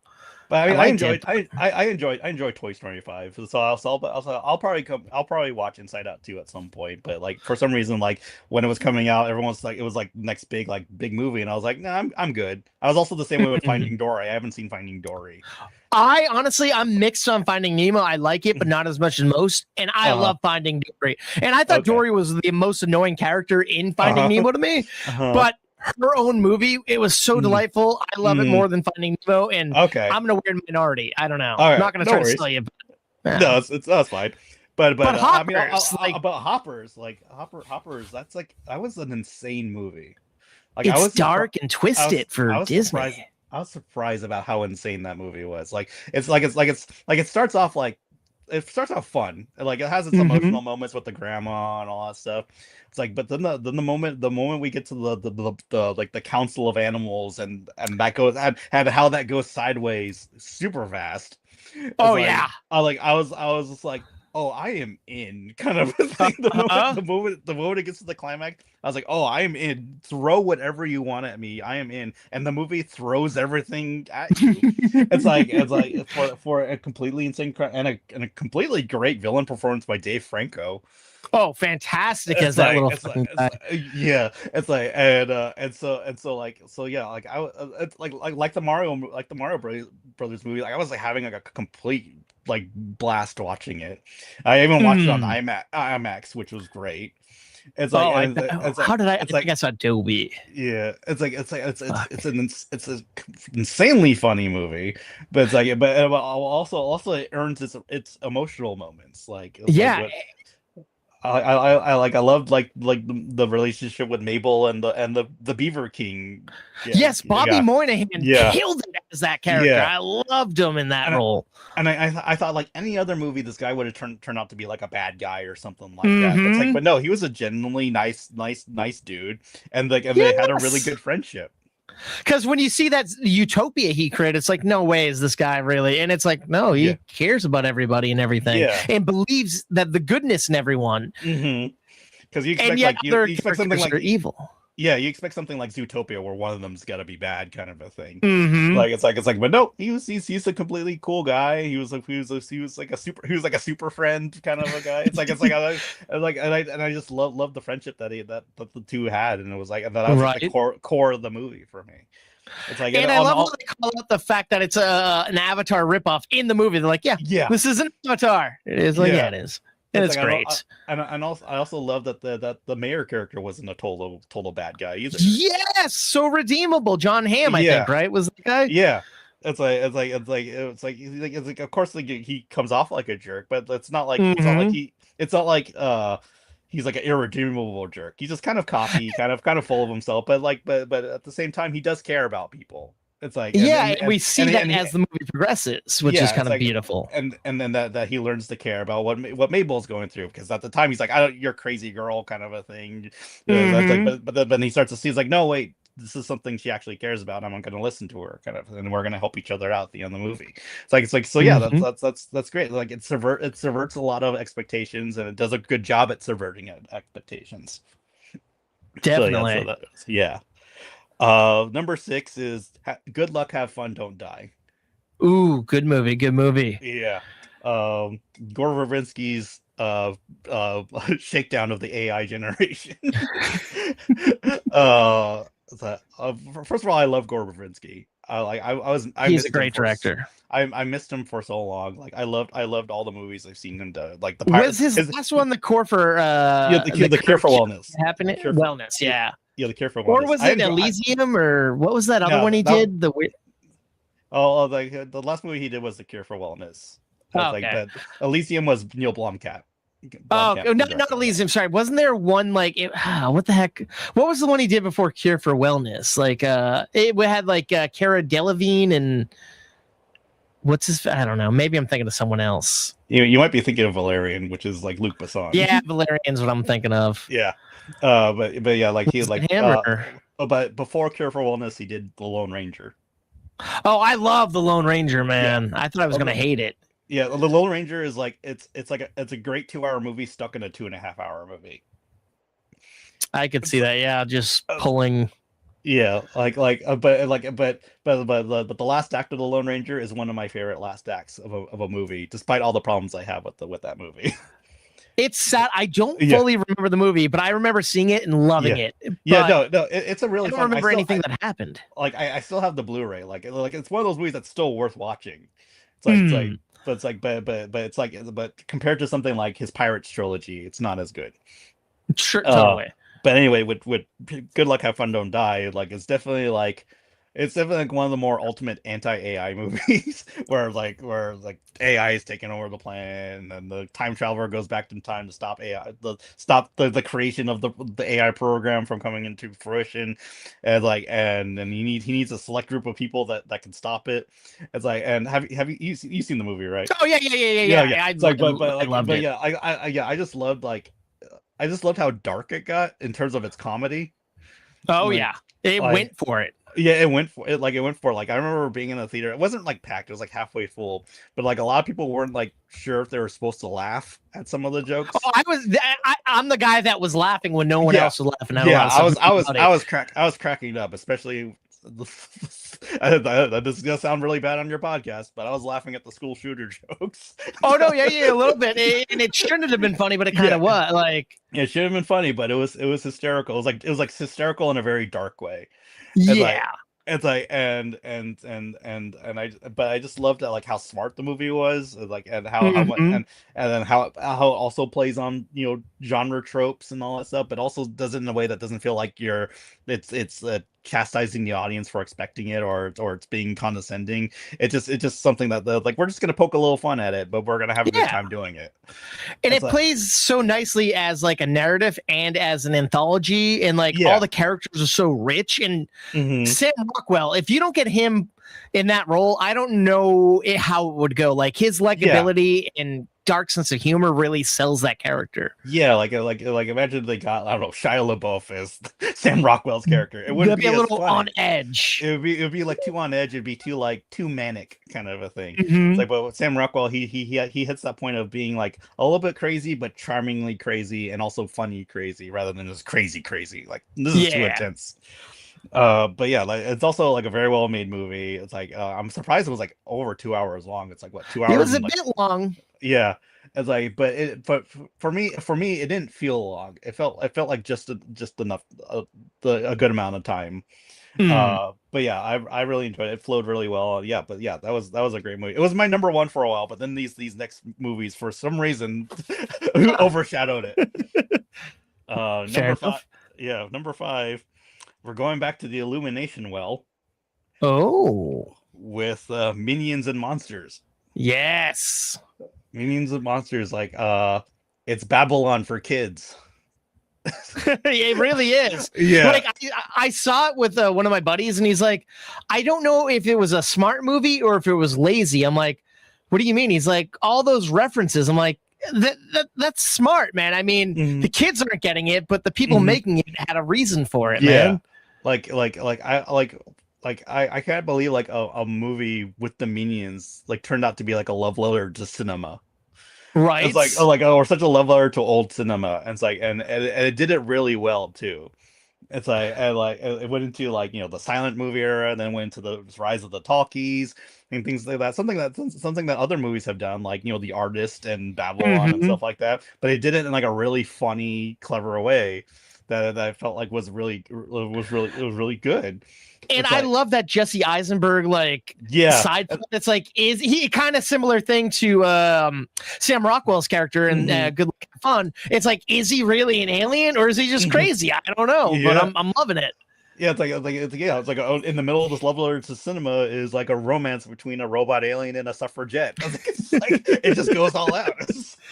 And I don't know if it's just me, but it felt like there was a little bit of a love interest between the two friends, a little bit, the two minions guys. I'm like, interesting. Like a bromance or something no more. Yeah. It's like, but it was nice. It was a very pleasant movie. Like, I had a smile on my face throughout the entire thing. And there was a deaf minion, so they learned how to do minion ASR. Minionese in sign language. It was ASL was what you're looking for. ASL, that's the word, yeah. It's like, but yeah, it was such a charming movie, such a cute movie. Like, I mean, I generally like the Despicable Me franchise. Like, there's like some are better than others, but sometimes it's just shockingly solid. Like, even like The Rise of Gru is a shockingly solid movie. Right. And for the third movie in the Minions saga to go back to this point, like we're meeting new minions that we haven't met before. Like, it's an interesting take. Like when I heard they're doing a third Minions, I'm like, okay, cool. I feel like I've seen it all. But then when I heard Minions and Monsters, and then I'm like, that's intriguing. And then seeing it's about making, I'm like, oh, you fucking have me. But I'm wondering if it's just our backgrounds that make us intrigued by it, or if that sells to the wider audience. I don't know. Well, who knows? Maybe the fourth Minions movie will be Minions Go to Germany. And like another tribe of Minions run into Hitler and was they made it very clear that they did not work for the Nazis. The folks made it very clear. Well, these particular groups didn't, but who knows? True. Maybe we could come up with another one. Have a comedy with Hitler. Minions and Nazis will be the next movie. They make the clown that cried, that movie that never got released. They'll make that, but with the Minions. Oh my god, that would be hysterical. Yeah, just take the bones of the day the clown cried and just make it into a Minions movie. I think you have something. Yeah, I think it could work. Yeah. But considering that this movie is surprisingly underperforming compared to the other Minions movies, I think they might not. They'll probably go for a safer film. Go just for I'm surprised. I mean, I was gonna say surprised they didn't continue with Gru, but it's like, I guess we know where they go with Gru. Like they're with him forever. But I like seeing different batches of Minions. I guess it's kind of interesting. I think because this movie was the movie that the director always wanted to make. For it's like, and so this was like his passion project Minions movie, pretty much. And that's since fantastic. And since it's not doing as well as the other Minions movies, he might probably be forced to make a safer film the next time around. It'll still be profitable. It's still making No, money, for sure. but And I not love how making as much money. that was another thing I loved, how they then made the Minions like as popular as they are in real life in the movie, like kids buying Minion dolls and everything. It's like they're just shoving it in parents' face. I love it. But yeah, Minions and Monsters, it was a great movie. I was surprised it ended up in my top 10, let alone my top 5 so far this year. Hey, I mean, that's the power of a good movie. Yeah. Number 4 is a movie that we touched upon briefly, but it's Backrooms. Okay. Like I knew nothing. I knew next to nothing about Backrooms before watching the film. I only knew about the creepypasta that came about. I knew that they made games. I knew they made I knew about the Kane Parsons internet series, but I never watched it.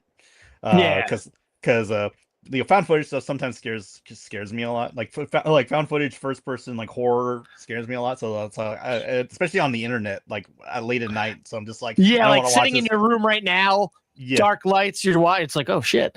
Yeah, oh shit, this is creepy. I'll probably watch them eventually, but I don't know what it was about the movie, but it scared me. It scared me. It scared the hell out of me during that movie. There's an unsettlingness about it. You're waiting for dangers could lurk at any point. And it wasn't jump scares, bleh, all that stuff going on. It was just very like you said, it was very unsettling.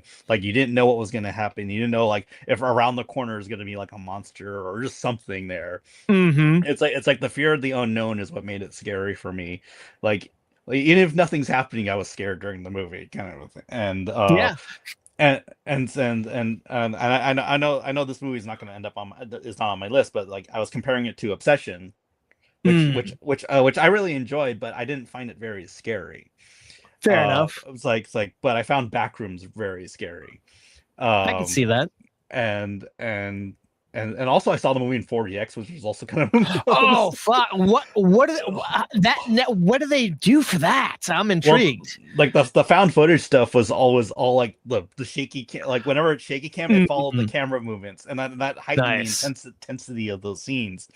It's but it was a surprisingly engaging version of the movie to watch. Because 4DX it can go either way for me. Sometimes it's really good. Sometimes it's this wasn't really necessary.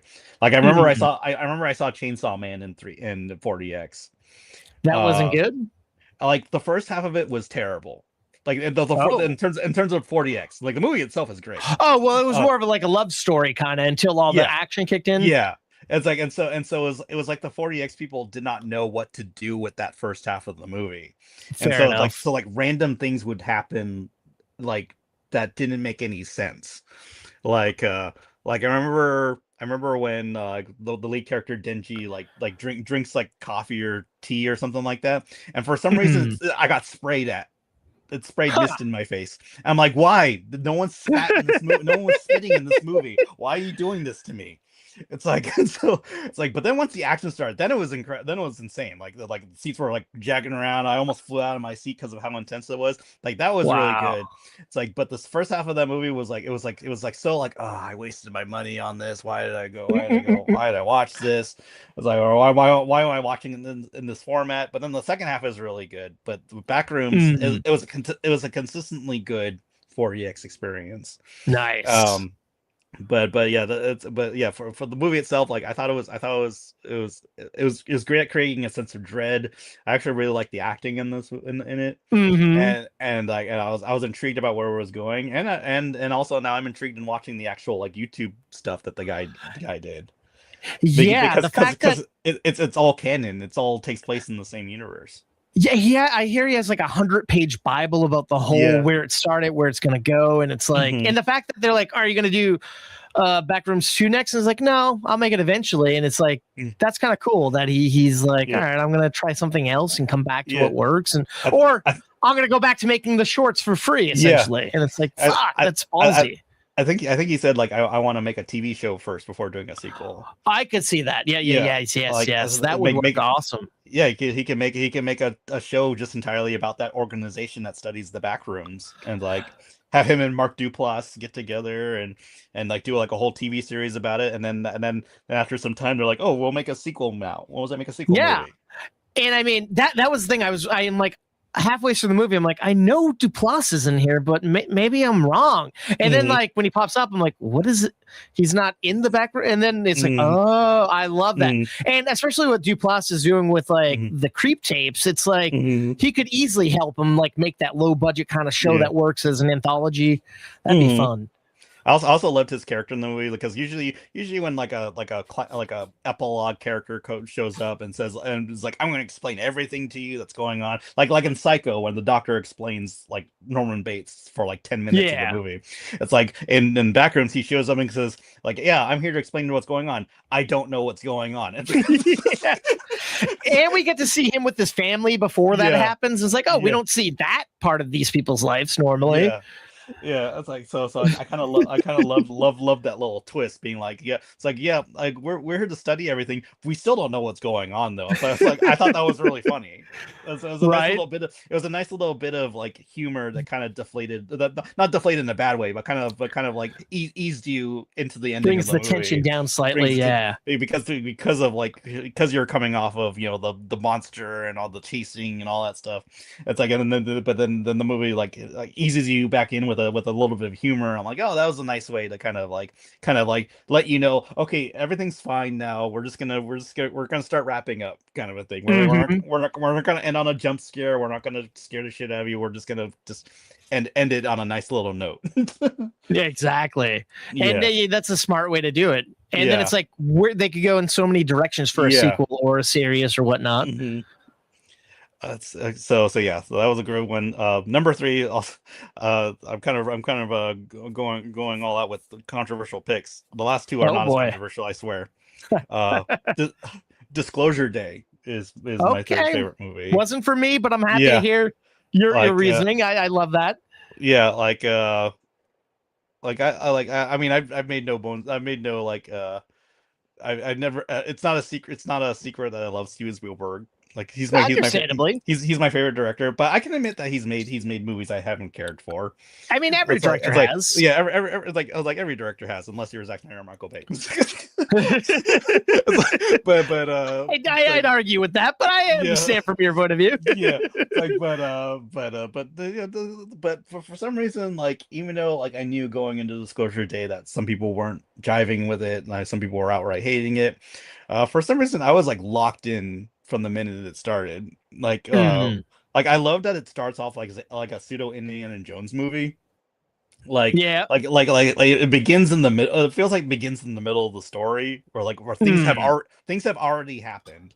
And it's like and now you're just walking into it. Like despite the fact that the title shows up, that you have the logos, title shows up, and all of a sudden like we begin with like, where's the artifact? Where's the thing? We're gonna have a chase scene now. I'm like, and you're just sitting there going, what's going on? It's like I love that it opened like that. It's like, and then from then on, I was like into like the plotting. I was into the mystery. I was into like like Emily Blunt's side story where she's speaking in like different languages randomly and all that stuff. I will say the strongest part for me was that Emily Blunt, like her being able to know how to talk to people about things she knows nothing about. I love that. Man. It's I just love the mystery about her like appearing as different people to other people when trying to talk to them. And I just thought like it's like kind of message about like empathy and being good to one another, even to like aliens, because like they're like with the aliens, they're treating the aliens like in terrible ways, and they present it like it's terrible, and you're supposed to feel really bad for it, and I felt really bad for it. Yeah, and I thought the film did a really good job in selling that to me. I think the final act of the movie is like one of my favorites of this year. Is when they show it on the news. It's like, and everyone's reactions to it and things like that. It's like the cynical people on Twitter are like, no one's gonna believe this bull crap. Like they're really see, for me, I think the only issue I had with that, sorry, I'm cutting you off, is the fact that Emily Blunt did all the work while Coleman Domingo and Josh Connor, but she's the reporter, but they're cutting to the woman in like New York doing it all. Right. And it's like, why not just have Emily do the reporting and not just Right. this lady? I believe this is happening and it's real. I don't know. I would have rather seen. Well, what's interesting about that is that the woman that's doing it was an actual reporter. Oh, now that if I knew that would add a little bit more to it, I think, for me. Damn. She's like a reporter that's like that wants to become an actress, but so this was like her first this was like her first gig pretty much. And I thought she nailed the thing of like a news reporter, like kind of like being shocked, responding to all this, like, and having all of her beliefs and her ideas about, you know, life and like and all that stuff, like she's being challenged in real time. Yeah. And it's like, and so I thought that was a really good performance for someone who's literally in like the last 15 minutes of the movie. I'll give you that. I'll give you that. Yeah. I didn't get that, but I just would have liked to seen Emily report. But that's kind of cool that Spielberg took an actual that's dope. But yeah, so yeah, I thought it was a really well done movie. Like, it was also one of the quietest audiences I've ever seen for a movie. Like, so nice. like in recent memory, because it was a packed house, because it was all like Spielberg heads pretty much. Yeah. And everyone was like super quiet. I think the only like obnoxious laughter I heard was when they revealed what the aliens looked like. And because it's like, it's generic, like, you know, the the big-eyed gray dudes and stuff like that. It's like I feel like that was an intentional artistic choice. It didn't bother me none. It's like, but I know like there's some dude in the audience that thought that was the most hilarious thing ever, which was weird. But yeah, like, really enjoyed it. I understand why other people didn't like it, but I personally vibed with it.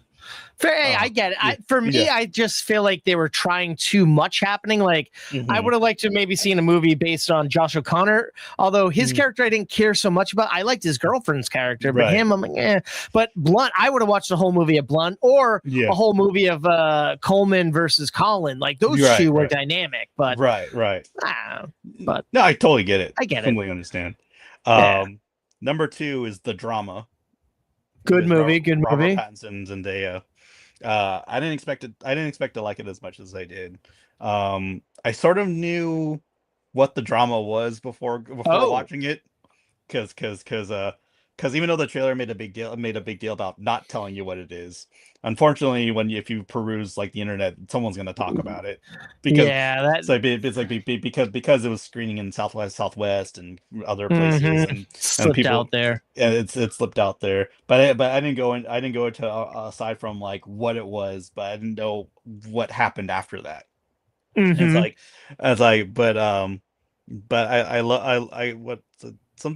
thing I recently rewatched it with my parents, who also really enjoyed it.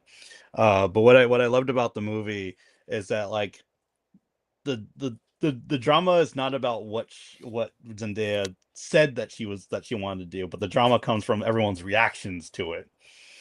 I just love how the whole movie could have been solved if the friend didn't react the way that she did. Yeah, she really went over, and I'm like, I get everyone's points of view, which because I guess we're not going to spoil it, but it's fucked up. But it's like, A, she didn't do it. B, she was just playing the game, and now you're going to treat her like that and destroy her life and her wedding and It's like, but I just loved like the tension with, you know, Robert Pattinson's character kind of like losing his mind over this. Like, that's his drama. His drama is losing his mind over it. And it's like, but it's one of those, like, he obviously still loves her, but he's just trying to process the information. Although I was a little pissed about what happened with his coworker or secretary. That I'm like, but I'm like, okay, I guess. What's funny about the movie, or I find interesting about the movie, especially watching it a second time, is that when they're talking about like the worst things they ever done, and it gets to him, his idea, it felt made up. Like his story felt like something he just thought about because he had nothing to say. Just trying to seem interesting enough. Just seem interesting enough. So the movie is the worst thing he's ever done. What he does in the movie is the worst thing he's ever done. It's like, and so the final scene, what I find beautiful about the final scene of the movie is Zendaya knowing about the worst thing he's ever done, and then her response to it is to be like, let's start over. It's fine. Yeah. I think so we're watching in real time her learning about the worst thing he has ever done and her reaction to that. Yeah, it's funny. I never thought of that until you mentioned that. That's so far that movie has my favorite ending of anything in 2026 so far is how that movie ends, and it also feels like also the movie feels like a kind of like a pseudo Woody Allen movie. I could see that. It's like Woody Allen nowadays is not looked upon favorably, but he made great movies back in the day. Sure. It's like and so this movie felt like a take on like a Woody Allen sort of formula. It definitely felt a little more Woody Allen, a little less dream scenario, in my opinion, which I was hoping for a little bit of that craziness. But I get they're different movies, and that's cool. Yeah, but yeah, it was a really good movie. It was surprisingly more touching movie than I thought it would be.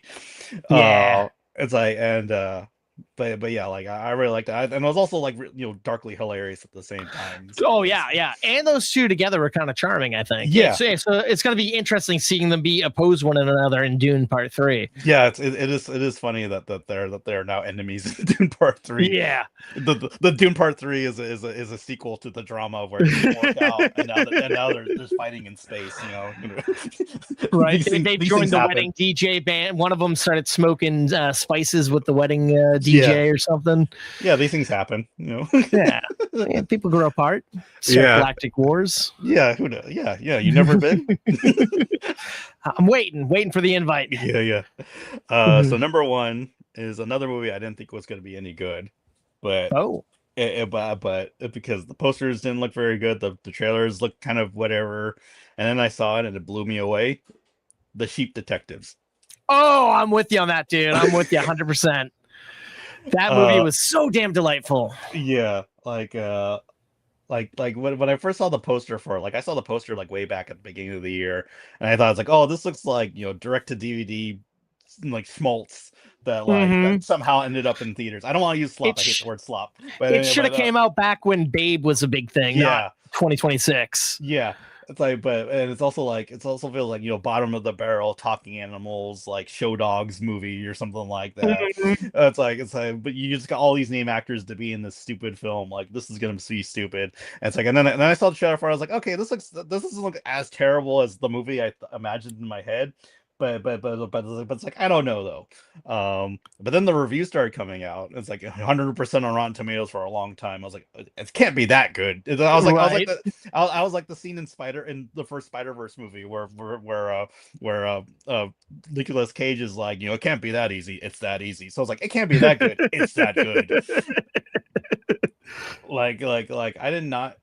I did not expect to cry my eyes out at a talking sheep movie. Right? And it wasn't like a emotionally manipulative, we got you kind of a cry, but it was just it was earned. It was an earned cry movie. It was so surprisingly emotional, surprisingly heartfelt, surprisingly really funny at the same too. Yeah.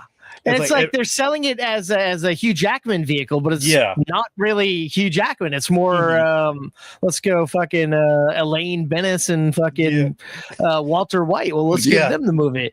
And then the issue with the Winterborn guy that tug at my heartstring. I'm like, this little guy's the guy who's going to save the day. The last movie that snuck up on me like that was Isle of Dogs. Oh yeah, that one was interesting. The claymation Anderson. Also with Bryan Cranston as the outcast character. It's but he does the voice really well. But I just love how that movie kind of tugged at my heartstrings and stuff that. And how it's surprisingly emotional but also really funny. It's like I was the same way with the Sheep Detectives, or it was really emotional but also really funny, but also had a really good mystery attached to it at the same time. And I'm like you. I used to walk past the poster in the theater. I'm like, that looks so fucking dumb. I would avoid the trailers, and then everyone's saying this movie's good. This is good. And I'm like, and then I saw that it was written by Craig Mazin. He does a podcast, but he also did Chernobyl and The Last of Us. I'm like, oh, he's doing this as a writer. Don't forget, he also wrote superhero movies. That's true. And what Hangover and the scary movies nobody liked. Yeah, exactly. So I guess I could have leaned more to superhero movie, but his past couple of endeavors have been. I'm like, right, I'm intrigued to see him at the height of his success make a movie about talking sheep. Yeah, it would have And been I funny love- if the ad campaign if the ad campaign said, "From the writer of Chernobyl comes the sheep detectives." That'd be fantastic. But I love Molly Gordon, like her character. I'm like, can I trust her? And like Nicholas Galensine's character coming to town, that was kind of weird, and the way they brought that together, and just like the whodunit of it all. It's like so many motives and it's so delightful. Like I remember when it hit Prime, I told my mom, because she loves movies like that. I'm like, you got to watch this movie, and I'm like, I kind of wanted to watch it with her, but I'm like, nah, I'll let her have it on her own. Like I was also a movie where like I should have seen who did it. I should have seen who did it coming. Like, but I didn't for some reason. But and so when it was so smart, man. Like, but when it happened, I was like at the same. I was simultaneously like, oh, I feel stupid, but at the same time, I was like, oh, that's also really good. yeah, because it should have been obvious, but I wouldn't figure that out from where they went because they covered it up pretty well. I thought. Yeah. I wish Scream 7 followed suit in that. The Chief Detectives had a better twist than Scream 7 did. That's so damn true. That's sad.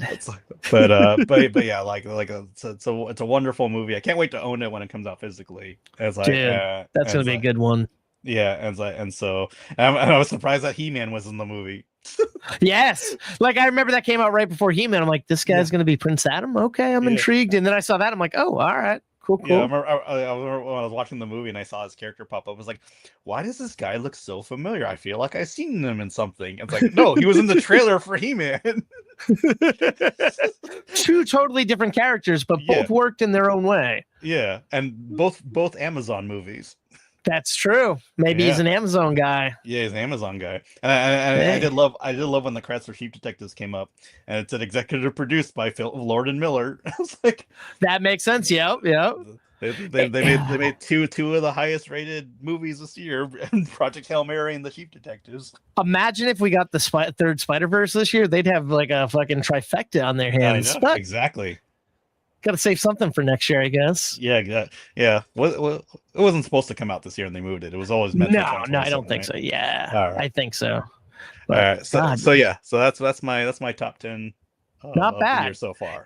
It's interesting. I think we only had one movie that crossover, so I'm intrigued. Interesting. Oh, I like that. Scream 7 is number 1, isn't it?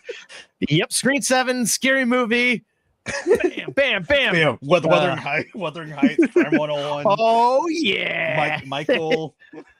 I wanted to like Wuthering Heights so much. It's like a middle of the road movie. Yeah, didn't work for it because I love her other two movies, but it's not as terrible as people were saying it was, but it's also not as good as it could have been. Yeah. But anyway. If I'm a fan of the books, let me get in mind. Sorry, I realized midway through, I'm like, oh, I had this little graphic that I could have put up that whole time, and I didn't. Sorry about that. It's all good. All right, so my number 10 is gonna be this little horror movie called Dolly. Okay. You know anything about this one? I've only really seen the poster, and then I've only seen like I don't think I ever saw the trailer, but I only saw the poster, and then some people were trying to hype it up to be scary, but you know horror movies, some people are like, oh, it's the scariest movie ever, and then another guy says, oh, it's total crap. So I'm like, I don't know if I want to watch this, but yeah. Fair enough. So I was like, I don't know. I don't care about this. Looks like a schlocky, boring, dumb movie. But I'm like, I'm going to 3 other movies today, and this fits in my schedule. And what really sold me was it had Sean William Scott and Ethan Suplee in it. And I'm like, I like those two guys. So it's essentially about a man and woman. They're going on a hike, and then they hear this noise, and like, there's this person who's in trouble, and essentially that person then turns to be the killer, dressed up as this like porcelain doll character, kills the man, and then takes the woman back to her house. It's like the woman's locked in this house, and it's like a doll house. It's really run down and gross. And she treats this woman as if it's her baby, and even wants it to like breastfeed and stuff. And it's all about like this woman trying to survive and realizing she has to pretend to be the baby. Then she hears someone on the other side of the wall trying to help her escape, and it becomes this survival movie, and it's just really weird and dark and twisted. And caught me off guard by I did not think it was going to be good, but it had a great set design, a creepy character, and just twists and turns that I didn't see coming that I enjoyed. If it's streaming anywhere near you, I highly suggest checking out Dolly. Okay, nice. My number 10 is Solo Mio, a movie I also had zero expectations for. Like Angel Studios, that religious movie studio, making The Sound of Freedom, starring Kevin James. Oh man, I'm like Animal Kevin James, Farm, starring Kevin James. I'm surprised he wasn't in it, man. I'm not gonna lie. I was the only person in the audience watching that one. If they didn't get Seth Rogen, they would have gotten Kevin James. Oh, should have 100%.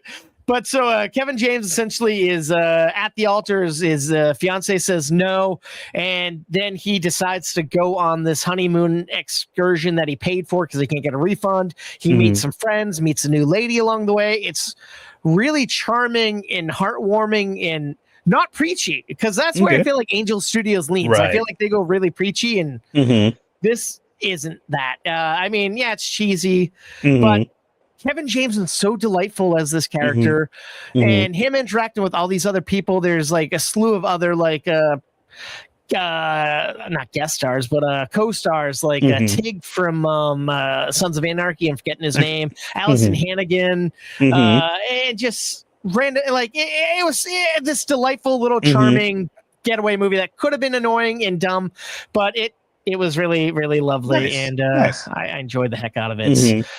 All right, number 7, another little indie kind of movie called She Dances. It's about a father who used to be so like involved in his daughter's life, and then after his son's death, he kind of fell out of touch with his daughter. His daughter kind of looks down at him, and she has to go to this dance recital, and her mother can't take her, so her father decides he'll take her as he's about to sell his company with this big meeting. And it's just about it's about rekindling a relationship, and it's beautiful because Steve Zahn is the dad, and it's his real life daughter who is his daughter in the movie. So they play off each other so well. Ethan Hawke plays his best friend in the movie, and they have a good dynamic. Didn't picture those two being friends, but it's great. Didn't expect Ethan Hawke to even be in a this kind of movie. Yeah, and he's not like a diabolical character or an asshole. He's a genuine friend. He's not the grabber in the movie. He's not like calling on payphone. Pseudo Freddy Krueger trying to haunt them. He is trying to sell people home safety areas for the purge, but I don't know. That is diabolical. But no, yeah, it's just I knew nothing about this movie going into it, but I'm like, I like Steve Zahn, and this is him being really earnest, and I think he co-wrote the movie. So it really showcases what he could do if he's not just the zany sidekick. Right. Like, going from seeing him in Anaconda and being like, oh, you can do so much better, and then seeing this, I'm like, oh, thank God. Yeah, but I feel like nobody's heard of this movie, so I'm like, I really wish it was on radars. I recently watched Anaconda too, and then he's better than the movie gave him. Yeah, I'm like, why would you? But I'm like, maybe you just wanted to have fun and get an easy. I don't know. He probably did. No, he's a solid comedy actor too. Yeah. I actually really liked him on Chad Powers. Oh yeah, as the coach, he was great. It's like watching him, I just realized how much I missed him as an actor in movies. Like, yes, because I loved him. I loved him in That Thing You Do, which is one of my all-time favorite movies. He's even great in like serious roles like Joyride. Oh God, I forgot he was in that. Yeah, so I just like he has a good presence, even if the movie he's in isn't great, like Strange Wilderness. He has a good screen presence, and I wish he was a much bigger actor than he ended up being. And he had so many vehicles in the early aughts, and it's like, what happened? How did he fall? And then it's like after White Lotus, he should have blown up again, but like he went unrecognized. I feel like after that. But yeah, I'll definitely check this one out because this one sounds like a very charming movie. Yeah, what's it called again? She Dances. She Dances. Yeah, like when I watched the trailer a couple times before I was going to the theater. I'm like, I don't know. And I went in, I was the only one in the audience, and like 5 minutes in, I'm like, okay. And by the end, I'm like, that was one of the best movies I've seen in quite some time. And Took me by surprise, man. It has a 90% on Rotten Tomatoes too. Oh shit, that doesn't surprise me. Yeah. So Awesome. some other people have seen it and liked it. Thank God it's not just me. There we go. I mean, I would have watched it regardless of what it was. 14%, and if you said it was good, I would have watched it. It's like, but fair enough. But since he says it's good, and then other people are saying it's good, I'll watch it. Hell yeah! And I feel like it was like 90 minutes, or it was very short. You're in, you're out, but it packs an emotional punch. Yeah, it's funny, but it's more charming and heartwarming than funny. Mm-hmm. Okay. So, and I feel like his daughter has a real, like, if she wanted to act, she could have a good career ahead of her if she keeps at it. Yeah. Mm-hmm. Yeah. All right, so number 7 is Tuner. Leo Woodall plays like a guy with like a kind of hearing defect, and he's good at tuning pianos. And he works with like a family friend, Dustin Hoffman, who's kind of like a dad. And he ends up going into getting very ill, and he's in the hospital, but he hasn't paid his insurance for years, and he owes a bunch of money to the insurance company and to the hospital. And Leo Woodall ends up running in with this like kind of sketchy like home security system guy who learns who his high profile customers are, and finds out when they're not home, and breaks in and steals stuff from their safe, and essentially offers Leo a job. And Leo wants to get money to help his friend, so he does that, and he's good at what he does, which is cracking safes essentially. And he starts a relationship with Havana Rose Liu, and they got this romance that's so delightful and charming and lovely, but he has to hide that from her. And, you know, it's like he has to own up to it, and he doesn't like what he's doing, but he does it. And these guys are ruthless that he's working for. Like, there's intrigue, there's drama, there's some surprising action. And like, I didn't really know this Leo Woodall guy, but he was so damn good at this. And I'm excited to see him in the next Lord of the Rings movie. Oh, who's going to be in Lord of the Rings? I think he plays the young Strider, Viggo Mortensen's character. Nice. Yeah. So at first, when I heard his name, I'm like, I don't know who this guy, but I'm like, I could see it after this. So I'm looking forward to that. And Dustin Hoffman was so great in this movie. I'm like, I need more. What happened to Dustin Hoffman? I feel like I haven't seen him in a while. Yeah. Last one we remember him in was Little Fockers. Yes, which it's funny. I saw a test screening of that and I loved it. And I didn't really like Meet the Fockers. I liked Meet the Parents. And with the new Fokker movie coming out, I'm like, let me rewatch it. I know it's good. And I rewatched it on Stars like a month ago. I couldn't make it through it. I'm like, this movie did not do it for me. I don't know. I'm still excited for the new one. Yeah, something about those like Meet the Parents movies. I haven't vibed with them for some reason. I mean, and then again, I saw the first one when I was like really young, and I don't want when you're really young, like your high point of humor is fart jokes or people falling over. It's like, but and so when I watched it, I was like, oh, this is a mean movie. Everyone's mean to this guy to Greg. I hate this. This is dumb. Right? It's like so maybe if I watch it now, I'd probably see the humor in it. It's like, but yeah, like the first two movies, I was like, I'm not jiving with this. I never saw the third one. I heard it was just abysmal. It's like, I mean, if you saw the test screening, I tell you, it's great. But if you ask me now, you dodged a bullet on that. and so seeing the trailer for the new movie, I'm like, I'm still not vibing with. It still looks kind of mean. Like now he's against Grande. It's like, Yeah, what Ariana Grande do other than be in 2 Wicked movies? Right. Hey, man, she had a thriving Nickelodeon career. Yeah, and act a little nutty in the press tour of those movies. Yeah. Good luck. I hope she's good. Yeah. All right.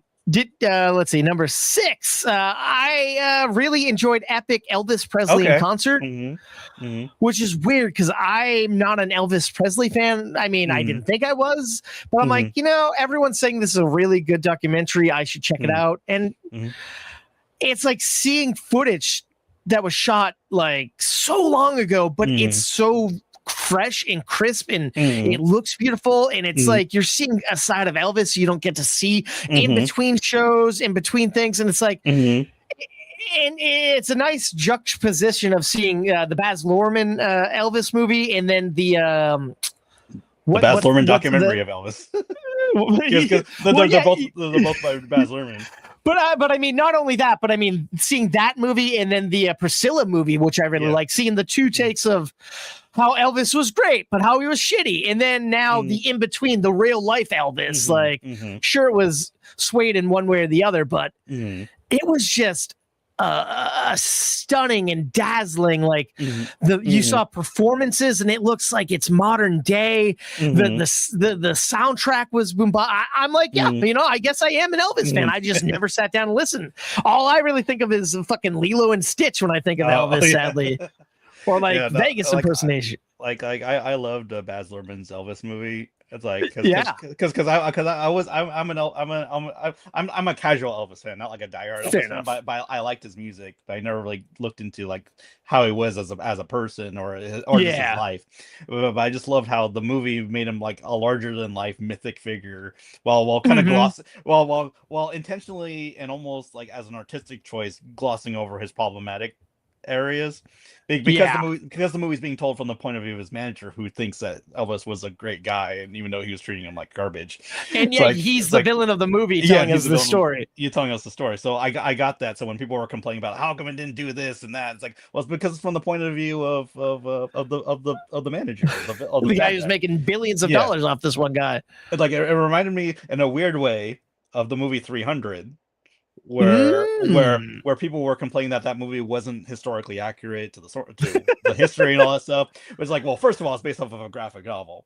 Second of all, it's being told from the point of view of a character who is hyping up his troops. So the movie plays like almost an extended piece of like Spartan propaganda. Like that heightens the fantasy elements of the movie, and makes things like larger than life than it really was. So and I remember someone talking to Zack Snyder about that, being like, "Wow, why was it so inaccurate?" Or why was it acting like that? And he was like, "Well, because he said it's being told from the point of view of this character, and also like he's not going to let facts get in the way of a good story." He's honoring the graphic novel essentially. And so it's the same thing with Elvis. Is that even though the manager is the villain of the movie, he's not going to let the facts get in the way of a story he's telling, and so he's going to hype it up as larger than life, and that's why the Elvis movie does a really good job in doing that. But I've been really interested in seeing Epic, but I just never got the chance to see it. But I do want to watch it though. If it's like on a streamer that you have sometime, I highly, because like Elvis is so honest and open. Like he talks about like, I was thriving. Then I went to the army. Then I had to recreate myself. I had to act.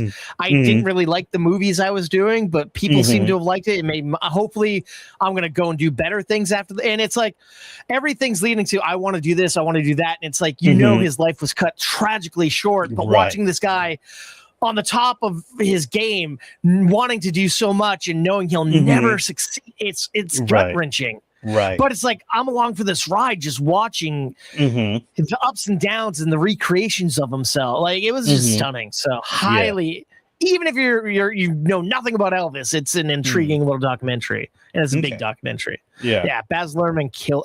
Honestly, better than the Baz Luhrmann movie itself, which was fun. Let's see. Number 5, I have Nirvana, the band, the show, the movie.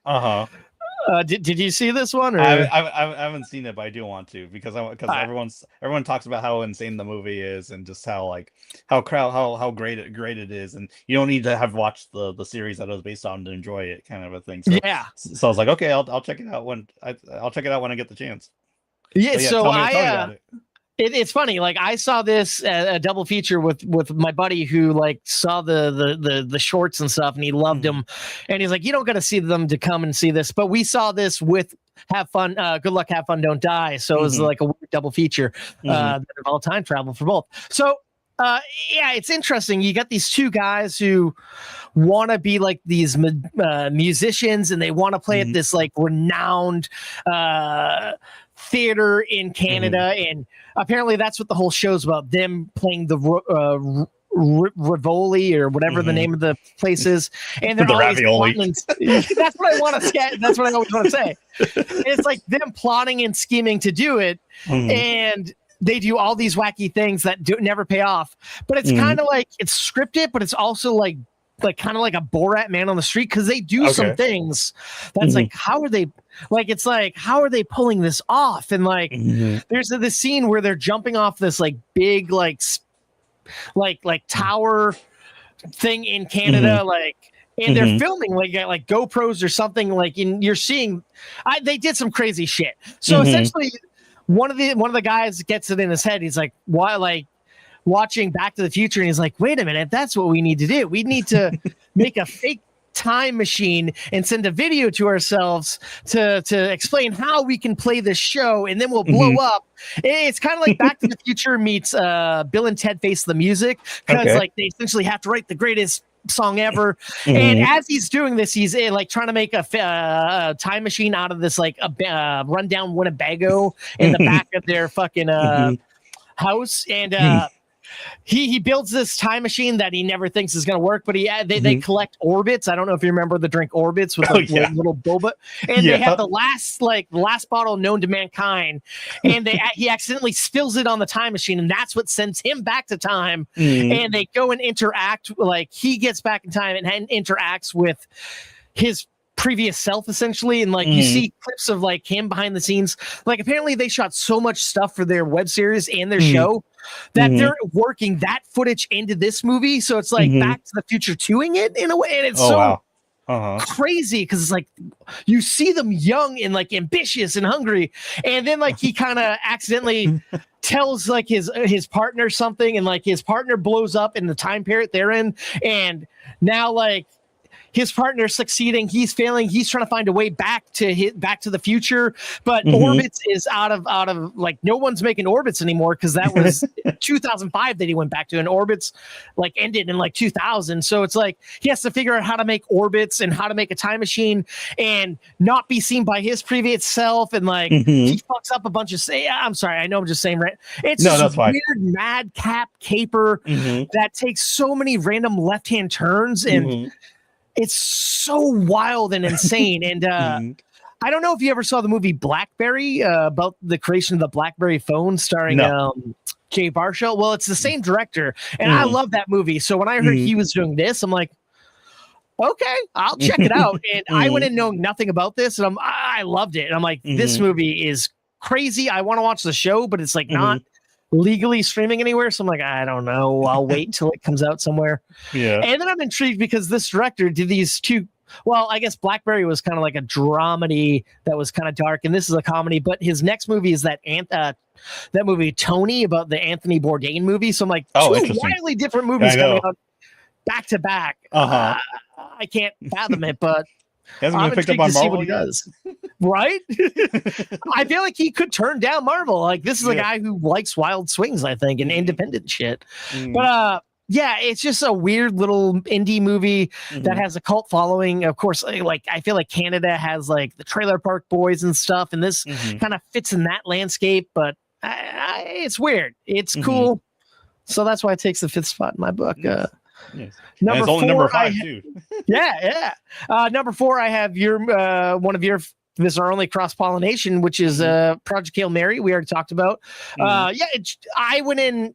I didn't really care for the trailers very much, but everyone talked about how great the book was, how lovable Rocky is. So like when I heard like one of my theaters, a little indie theater, was playing the 70 millimeter before it came out in regular release, I'm like, gotta go see it.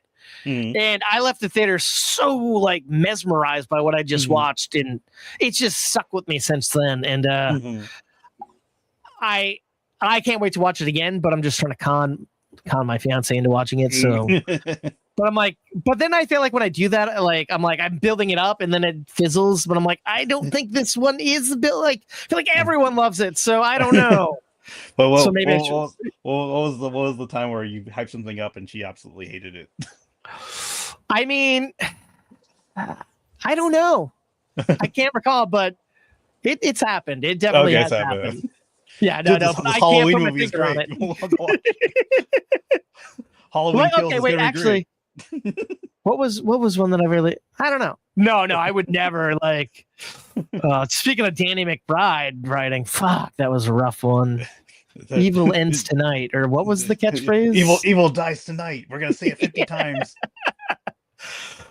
I love how now he's backtracking and is like, yeah, that's what Gordon Green wanted to do. So I'm like, dude, you were the writer too. Don't blame him. Yeah.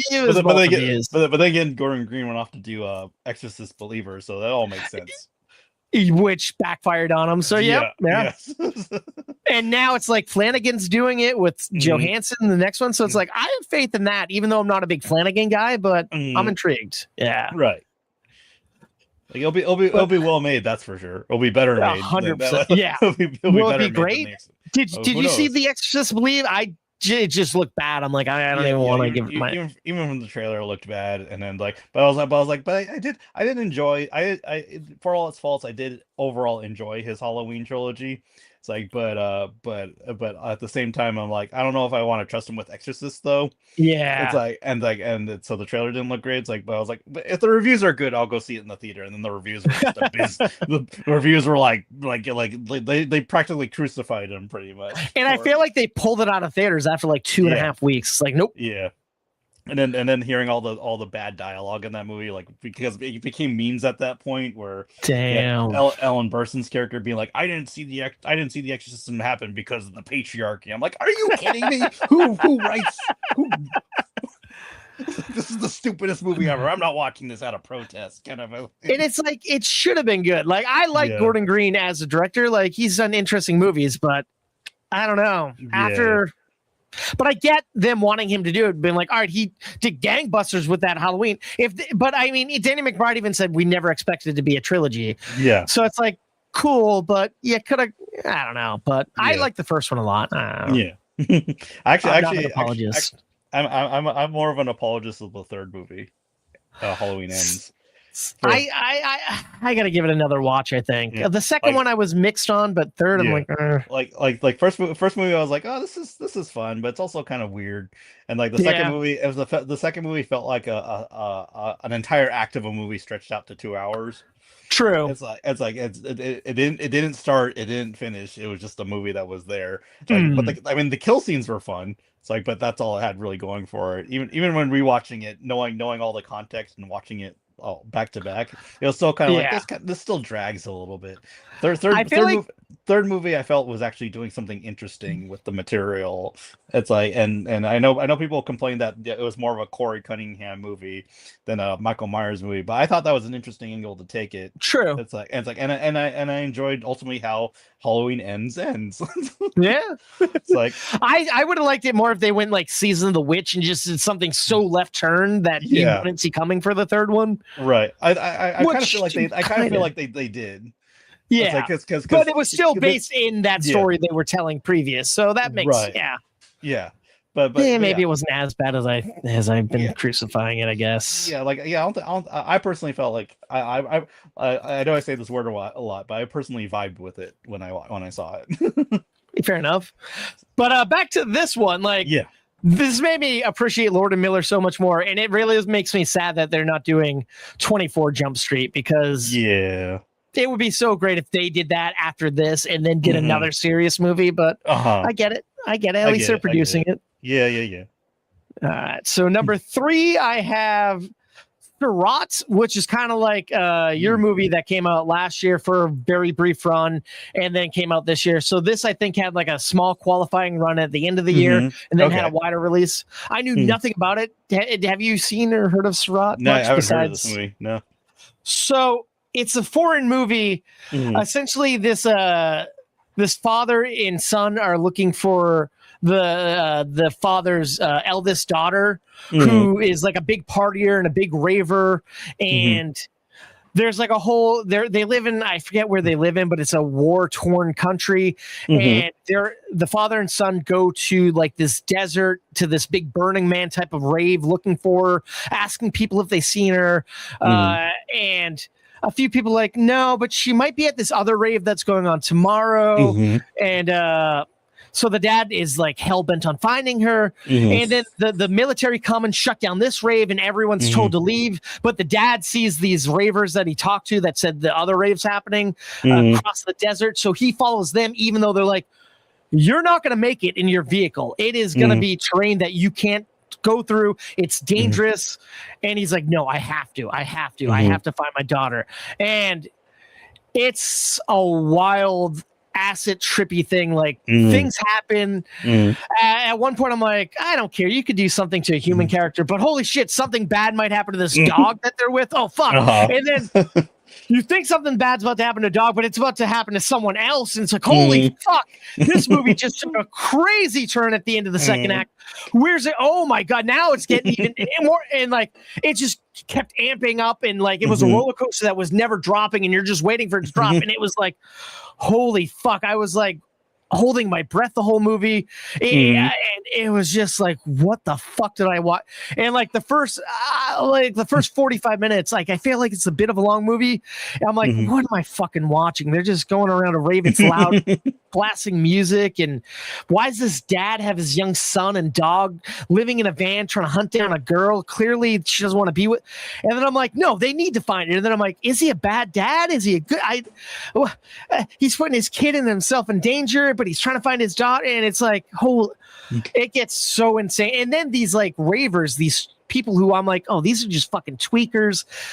These guys are the scum of the, and they turn out to be the most like heartwarming, welcoming, genuine people. Like at first I'm like, they're just being assholes telling this guy he can't go, but no, they really meant it's not going to be good. It's going to be dangerous. And they do everything they can to help this guy, even though they warned him. And like, kind of like you were saying with Disclosure Day and the news anchor being a real anchor trying to act. These are actual, like, the director went to real raves and filmed at real raves, and our main ravers that we follow are real ravers and not actors. So they're kind of playing themselves, and it's so interesting because it kind of takes me back to, what was it, a year or two ago with Sing Sing, with the inmates being fantastic actors.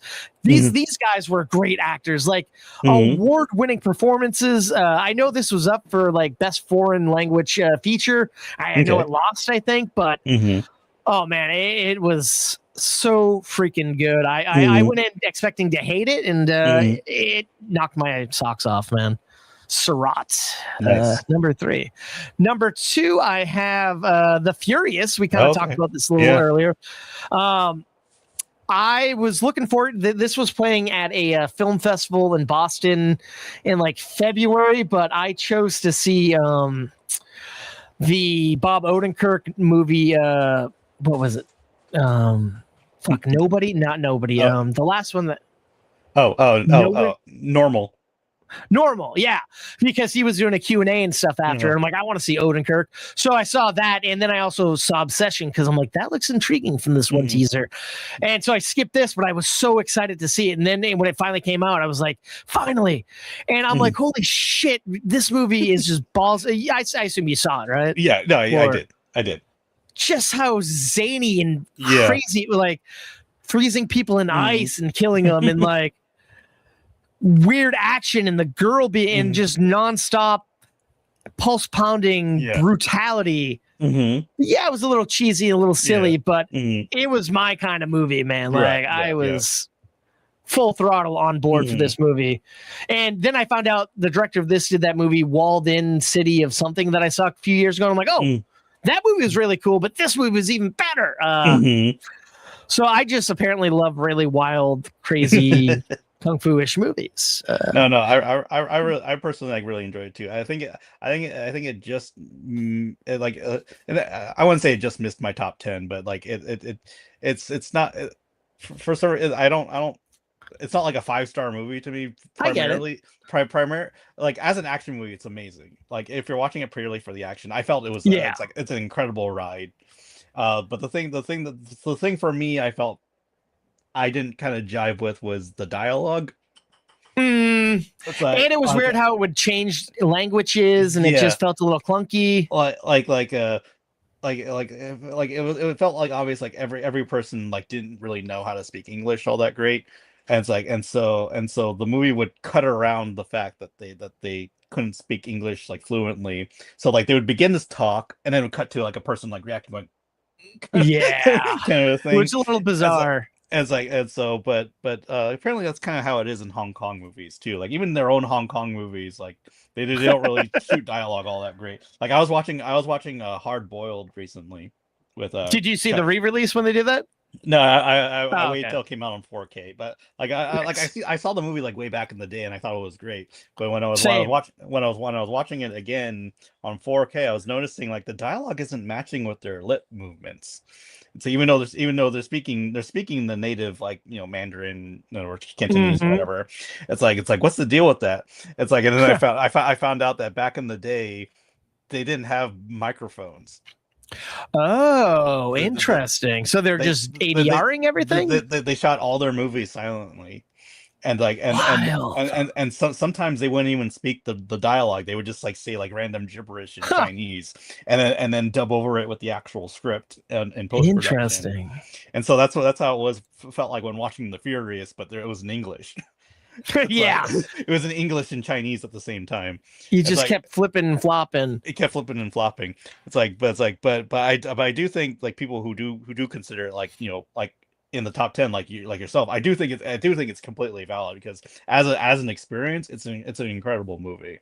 Like I Yeah. remember like I was like super jazzed up during that final fight scene because it was like Mhm. 20 minutes of everyone beating the crap out of each other. It's like Yeah, it's just like and who's gonna win? I can't even yeah, guess, but I was like exhausted by the end of that movie because it's like even the guy that should have been dead like 30 minutes of the movie just uh pops back up just to fight just to fight them, and I'm like, oh my god, this movie is insane. Like but yeah, like I can't wait till it comes out on Blu-ray so I could like own it and just keep watching it. yeah, I want to watch it again. But Yeah. it's like and like it was like shot in like Thailand and like Uh-huh. Bangkok was like the last like foreign country I went to. So I'm like, it was Mm. nice kind of being back because you saw Yeah. some of the beauty, but you saw a lot of the slumminess, and it's like that's Right. what it's like. And Yeah. it's kind of beautiful for that weird slumminess in a way. Mhm. And I like I was a little like come on guy, you know your wife's gonna be dead. And then I'm like, Yeah. I like the ambiguity of the silent dad. It's like, what is your background? Like you're Mhm. silent, why are you silent? Mhm. Why'd you leave China to come here and be a Uh-huh. handyman? Well, Mhm. your daughter, you clearly love your daughter, but you don't want her Right. living with you. Like Right. I like the ambiguity, but I would have liked a little bit Mhm. more of an answer. Besides, he's not on any databases. Yeah, like nothing to do with the actual movie itself, but the experience of watching it. It's like because I went to every once in a while or every Monday Regal does like a mystery movie Monday. Yeah, I did. I It's did the like screen unseen for this yeah, one at yeah. AMC. So Yeah, it's like because everyone was saying it's gonna be The Furious, so I was like, okay, well, the theater I go to isn't gonna play it when it comes out here, so I might as well watch it. true. It's like and I was in the theater where like mostly a lot of people didn't know what movie they're gonna walk into. It's like and so it's like but one thing I always can't stand with moviegoers is people that walk in 15 minutes into it. Yeah. It's like and there was a group of teenagers that walked in 15 minutes into the movie, and they didn't understand anything that was going on in the movie, and they started like cracking like unnecessary commentary. And it's like because for the entire movie they did not understand that the mute guy was mute. They kept thinking he was deaf, even though Uh, even though the movie stresses that he's multiple mute times. multiple times that he's mute. But it's like, but because he was using sign language to talk, people just automatically assumed that he was deaf. So when people so when characters would talk to him like off to the side, they'd be like, "He can't hear you. He's deaf. What's going on here?" It's just like, are you stupid? It's like. And then whenever like the audience like reacted to something in the movie, the group of teens would try to like outreact them. Just to be annoying. Yeah, just to teenagers, be annoying essentially. about it. It's like I felt like going furious on them. The whole audience would have applauded for you too, probably. Yeah. Like but my worst experiences at the Regal always happen in theater 15 for some reason. It's like that's where it happens. So do you buy your ticket and you're like, fuck, it's 15. Yeah, exactly. Maybe I should see another showing of this. Yeah, like when I went to go see the Amazing Digital Circus finale in theaters, it was in theater 15, and I was like, and I had like the worst like audience member sitting by me that like I almost felt like beating the crap out of during the film. How was it like annoying on purpose or just overly excited? Well, No, like well, for it was a young kid who was dressed up as a character, which was fine. Oh, okay, so they care. Yeah, but it was his older brother who obviously did not understand what the show was or what it was about. Mm. So he kept making commentary during the movie, and be like, "What's going on? What's happening here? What's going on with this?" And then he would be on Instagram watching reels, and you'd hear it. Uh, And then he would do text like speech to text when like texting someone, and like so he would and it's like and he wasn't speaking in English, but like that's not he's neither here nor there. That's not a factor. no, But no, it's just no. more It's just it's just more like I could hear him. yeah. It's like and in between us was this like this girl wanting to watch the movie. So both me and her would always turn our heads to this guy. Mm. It's like people who don't know each other being simultaneously annoyed Looking by like the what same the person. fuck. It's like, and it even got to the point where like I would lean over and be like, "Can you turn your phone off?" And he would look at me like, "Whoa, like what am I doing wrong?" And it's like so when the credits rolled or after the after credit scene, I just got up and left the other way because they weren't moving, Mm. so it almost felt like they wanted to.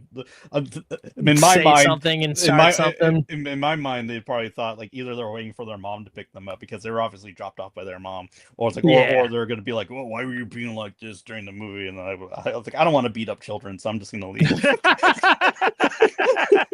Yeah, that is not the beating up children, but shitty audience. Me and Dennis's biggest pet peeve. We'll go on like old man rants about how annoying it is, and yeah, I don't understand where people are coming from, like with this attitude. Or you can clearly tell, like possibly the kids that came in 15 minutes later, or whatever, like. People just walk in and sneak into a movie and then they don't like it, so they cause issues for everyone who's been invested in it. It's like fuck you, yeah, get out of here.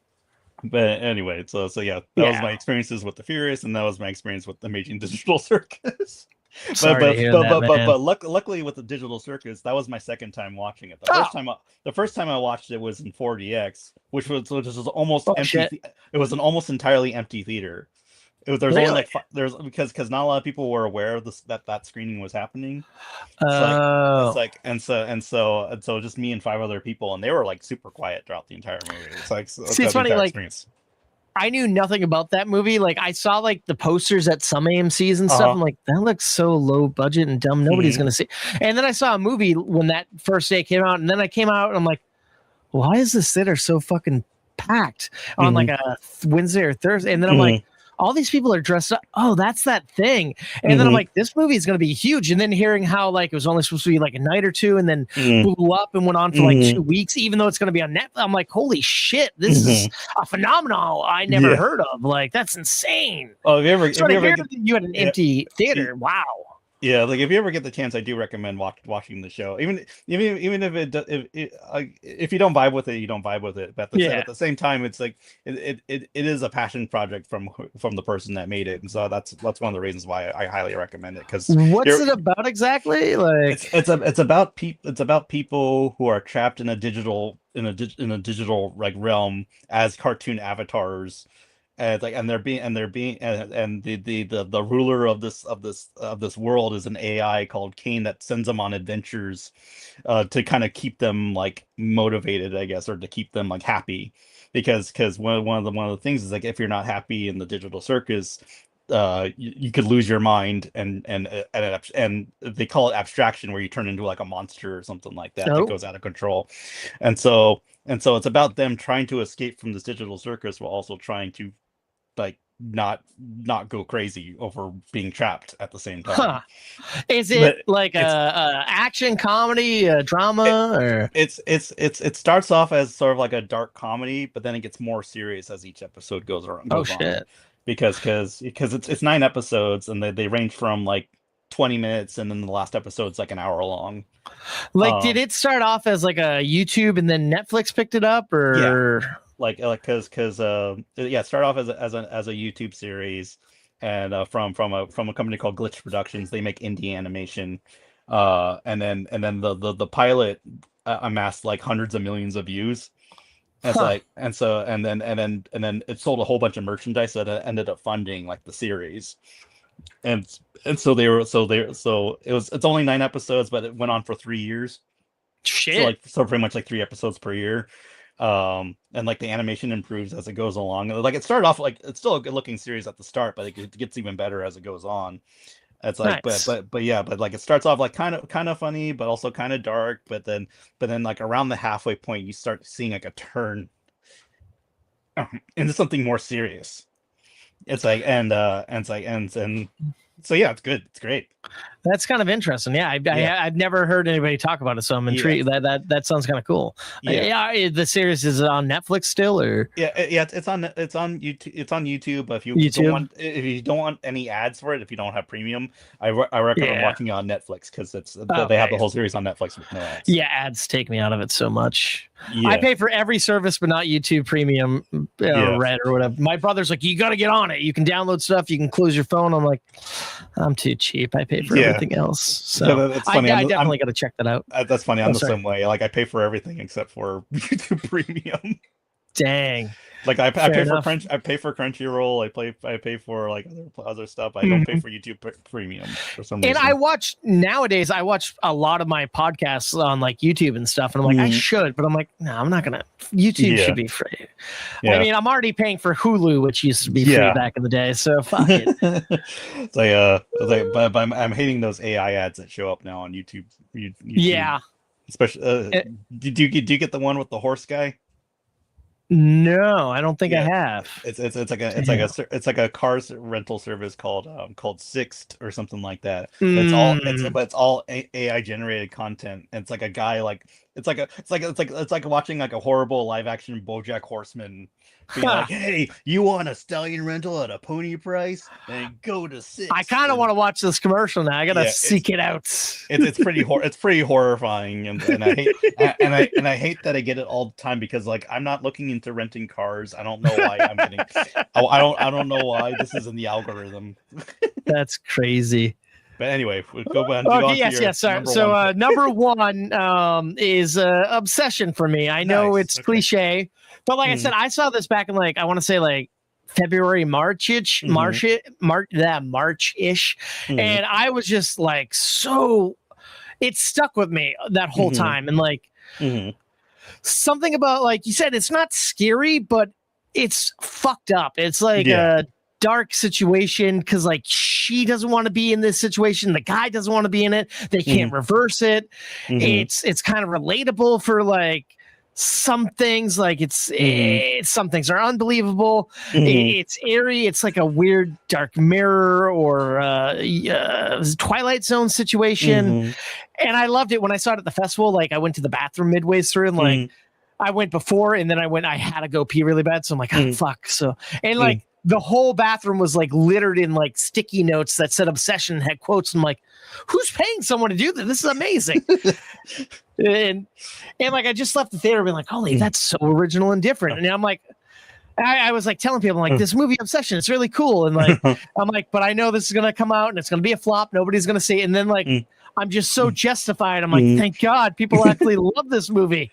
I am shocked. I'm shocked about how much money it has made. Like I expected it to be like a money maker because it's obvious it's a less than $1 million movie, and it's from Focus Features from Blumhouse. So I expected like it's gonna make a good amount of money. It's probably gonna make like $50 million or something like that, like with good reviews.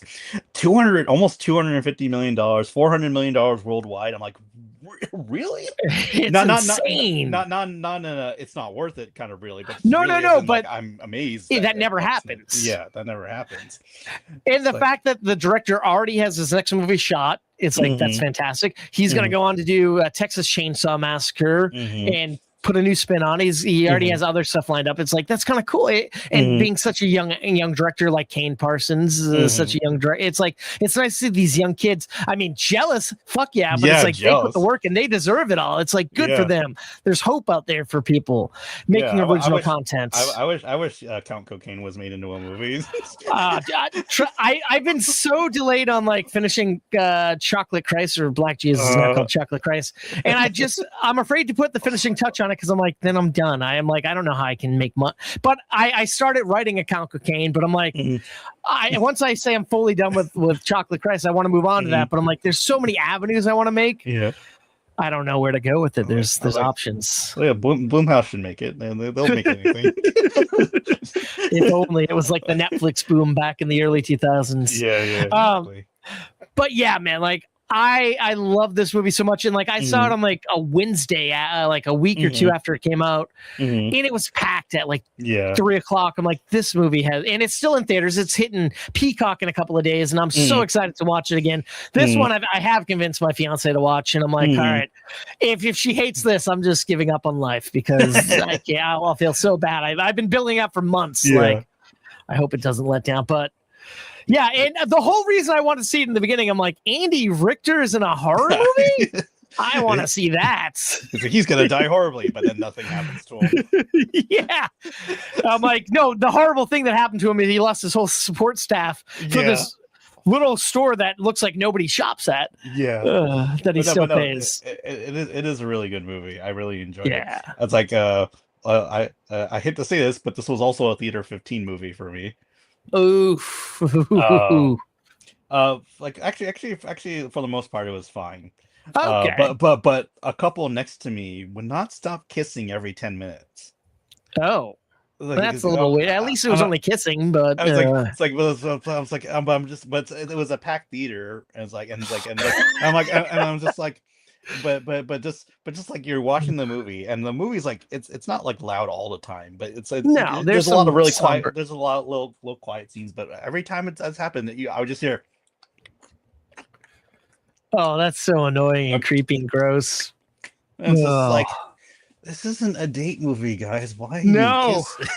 Go to The Devil Wears Prada or something like that if you want to do this. I don't know what movie, but it's like, and then like the guy would always do this thing where like if there's text on screen, he'd read it.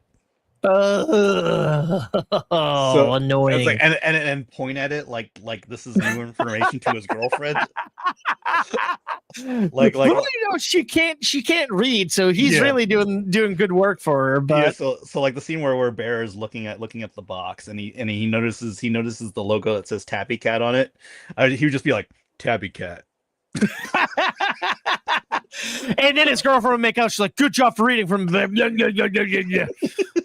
It's like, and then when Bear is talking to the customer, the other service, girl,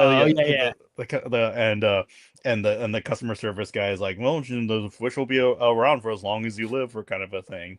And it's like, he's like, oh, you telling me I have to kill myself or something like that in order for it to end? It's like, and the boyfriend was just like, you can just kill her. And I'm like, what is wrong with you? I'm not gonna lie. After seeing the movie 2 times, I would love to get like an audio commentary of just this guy's reading of things. I would hate it in the theater, but if it was a bonus feature. like it's hilarious now, but in the theater when you're trying to be I'd be pissed. Like when you're trying to be invested in the movie, into the horror of it, into the terrifying nature of it, you're just like, shut up. Wow. I don't care what you're thinking right now. I want to watch the movie. Yeah, just let me be. Yeah, we can talk later. Yeah, it's also like you could just kill her. Isn't that like a serious red flag for your girlfriend? Yeah, it's like, you sure you want to be with this guy? He ruins movies. He does this. He's gonna kill you if he has to. Like he thinks the option to get out of a wish is to kill you. Even though it's your fault. It's a dark son of a bitch. But he had a one wish willow to be with the girl he's with right now. So yeah, exactly. It worked out for, and he's thinking about killing her in real life. Exactly. Like, I was watching a Netflix documentary in real time, making a murderer. Damn. The one wish willow killer. Well, that is gonna do it for my my top 10. I'm sorry it's taken so long to get here, but you want to talk about tops of our top highly anticipated films of the rest of the year? I'll do it like a speed run. We don't have to do like a whole thing. We don't gotta go deep on these. Yeah. So first movie is The Odyssey. I'm Fair looking enough. forward to that one. You got tickets, I imagine, or I did, but then I had to cancel them because I'm going to an event. I'm going to an event on that day where it's happening. Oh, because But hey, it's this week, right? yeah, like because I bought tickets to see it on IMAX on Saturday, but then not realizing it was happening the same day, I bought tickets to a I guess not really a Q&A, but like a conversation with Frank Miller and Zack Snyder, Oh, nice. where they're talking about Frank Miller's work, like Where's that at? Like a comic store or no, it's at like a theater in LA, kind of a thing, like a stage theater or something like that. But that's a good reason not to see yeah, but see right then. yeah, but I was like Frank Miller, Zack Snyder, yeah, hell yeah. I was like, I'll check it out. It's like and then today when I was thinking about the Odyssey, I was like, wait a minute, are these two things happening on the same day? And I was looking at my tickets. I was like, are they at the same time too? I imagine. Like, well, the Odyssey is at 3:20. It was 3:20, and then the event is at 7:00. Oh, and so it's like right when it ends, you'd have to dart across town, which takes forever. So it's like, all right. So I was like, all right, well, maybe I'll go see the Odyssey on Dolby and on Sunday or something like that, or maybe try to see it on Saturday, on Friday on Friday night with Dad or something, because just hopefully you don't get theater 15. Yeah, like IMAX is completely out of the question because that's the theater that's selling out all the time. I heard it's sold out for like 2 or 3 months straight. Is it the City Walk one or? There's an IMAX at the Regal, so it's more like a Limax, really. Okay. Oh, okay. It's like, but it's close still enough. IMAX. Yeah, it's still IMAX. But yeah, another movie is Her Private Hell. Oh yeah, that one looks cool. That's Nicholas what's his face, right? Nicholas Ryan Winfield. Yeah. Yeah, like I've enjoyed like the movies I've seen him do. Like I really enjoyed Drive. I really enjoyed The Neon Demon. That was an interesting one. It's like so he's I keep saying this word a lot, but he's a vibes person, and I like the vibes that he brings out. And his sets are just gorgeous. Yeah. I love the neonness. And Sophie Thatcher, right? Yeah, Sophie Thatcher. I love her. I haven't been let down by her yet. Yeah, so it's like and hearing that people like booed the movie at Cannes, I'm like, well, that's the Nicholas Winding Refn movie. Pretty much, you know what you're getting yourself into. Yeah, like people booed Neon Demon, and I like that movie. So. True. It's like, and then going completely sideways with this, Coyote versus Acme. Ooh, I'm excited for that one. They have a lottery for a screening at Comic-Con. I'm hoping I get in that lottery, but nice. I mean, it's what August, the middle of August, so not too far off, right? Yeah, it's not too far off. But yeah, I'm looking forward to that. Like I'm mainly like watching it to support like the person that made it, and exactly. And like apparently word of mouth is really good for it. They say it's really funny, so I'm like yeah, I'll check it out. I'm not gonna lie, the trailer's not doing it for me, but like you said, I want to support that, and I love Forte, I love Cena, I love those Looney Tunes. So it's like, how could you go wrong? And great word of mouth, of course. Yeah. Another movie is Onslaught. Oh, that's on my list as well. Yeah. Like I saw they played the trailer for it in front of Backrooms, which was interesting. One funny thing about like I don't know if your theater, you usually go to the AMC, right? I normally do, but I saw Backrooms at Alamo Drafthouse. Okay. Did for AMC, did you ever get like a Minions like in between clips? Yeah, where they're clicking things on their laptop and it's like file. Yeah. Okay. So at the Regal, when I saw Backrooms, they had the Minions parts, and they would always pick like really messed up shows like Resident Gory, Evil, terrible things that Minions shouldn't be watching. Like they had the trailer for Resident Evil, and then the trailer for Onslaught, and I'm like, why? This is so funny, but also weird at the same time.